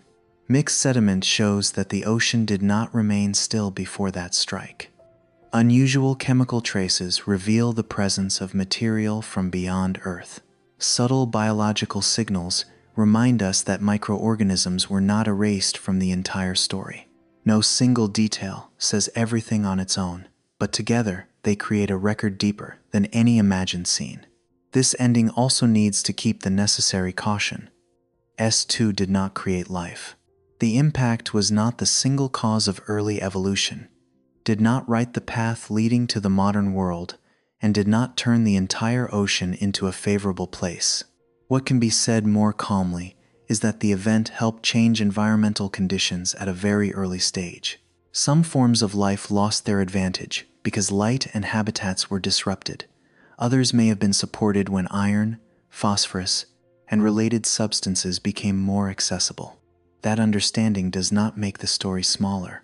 On the contrary, it shows that nature works through many layers of causes, not through one single explanation. The history of life is not a straight road rising smoothly from simple to complex. That path contains ruptures, harsh intervals, environmental rearrangements, and recoveries that are difficult to see. Very early in that history, S2 was an event large enough to change the ocean, but not enough to erase every biological possibility. Continuation did not come from one obvious strength, but from many small conditions at once. Water still present in some places, surviving cells still active, material sources still available, and enough time for generations of microorganisms to follow one another. From those small conditions, the biosphere could expand again in a way different from before. There is no need to pull this story toward modern fear of meteorites in order to feel its scale. What is worth contemplating is not an apocalyptic future, but the depth of time preserved in stone. Earth once endured impacts far larger than anything ordinary life can easily imagine, but the memory that remains is not only a memory of injury. In the same material record, the planet preserves signs of redistribution, new nutrient sources, and microbial communities resilient enough not to vanish completely. A violent story, when read all the way down, leaves a feeling quieter than fear. We can imagine someone standing before the Barberton rock face in the light of the present. Before the eyes are only tilted layers of matter, muted colors, rough surfaces, nothing that resembles an ancient ocean scene. But inside those lines of stone is a time when the sky once dimmed, water was stirred to its depths, the seafloor lost its order, and tiny life still found a path to continue. The silence of rock is not emptiness. It is the way a planet preserves things too old for any living creature to remember with its own memory. From Barberton, looking outward, Earth appears as a place constantly being rewritten. Impacts from space, ocean motion, the chemistry of water, matter in rock, and the activity of cells do not separate into different stories. They touch one another, change one another, and then leave traces in thin layers that almost seem too small to notice. S2 changed the stage of life, but it did not bring down the curtain. The ocean was disturbed, but within that disturbance, some sources of material were brought closer. Some communities declined, but groups suited to the new conditions could expand. All of this happened without noise, without an image of victory, only with continuation in the rhythm of matter and cells. If this story leaves behind one lingering thought, it is that small things are not necessarily weak. A single cell can be lost very easily, but a microbial biosphere scattered through water, mud, and rock can endure in another way. One habitat may be buried, while another still holds enough conditions for living reactions to continue. An old environment may be broken apart, but the planet still holds cracks, water layers, mineral surfaces, and sources of material that life can use. Resilience does not lie in avoiding injury. It lies in the ability of some part to remain small enough, scattered enough, and flexible enough to begin again. More than 3 billion years later, the ancient rock layers do not tell a story of victory or defeat. Earth did not defeat the meteorite.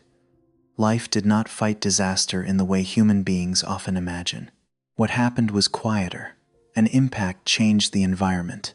Many microbial communities were injured, sources of material were redistributed, and the cells that remained continued to multiply where conditions allowed. Between loss and opportunity, the early biosphere did not need to become grand in order to persist. It only needed not to be completely erased, and life could use time to do the rest. That is the long memory Barberton still holds. A giant meteorite once darkened the sky, but it did not make Earth's story end in darkness. The ocean was once violently disturbed, But that same disturbance also brought some sources of material closer to cells. Rock that appears motionless preserves traces of both impact and recovery. And in the very long history of the planet, sometimes what carries the story forward is not what is largest, brightest, or strongest, but forms of life so small they are almost invisible, quietly persisting in the openings of the environment until the world becomes gentle enough to begin again.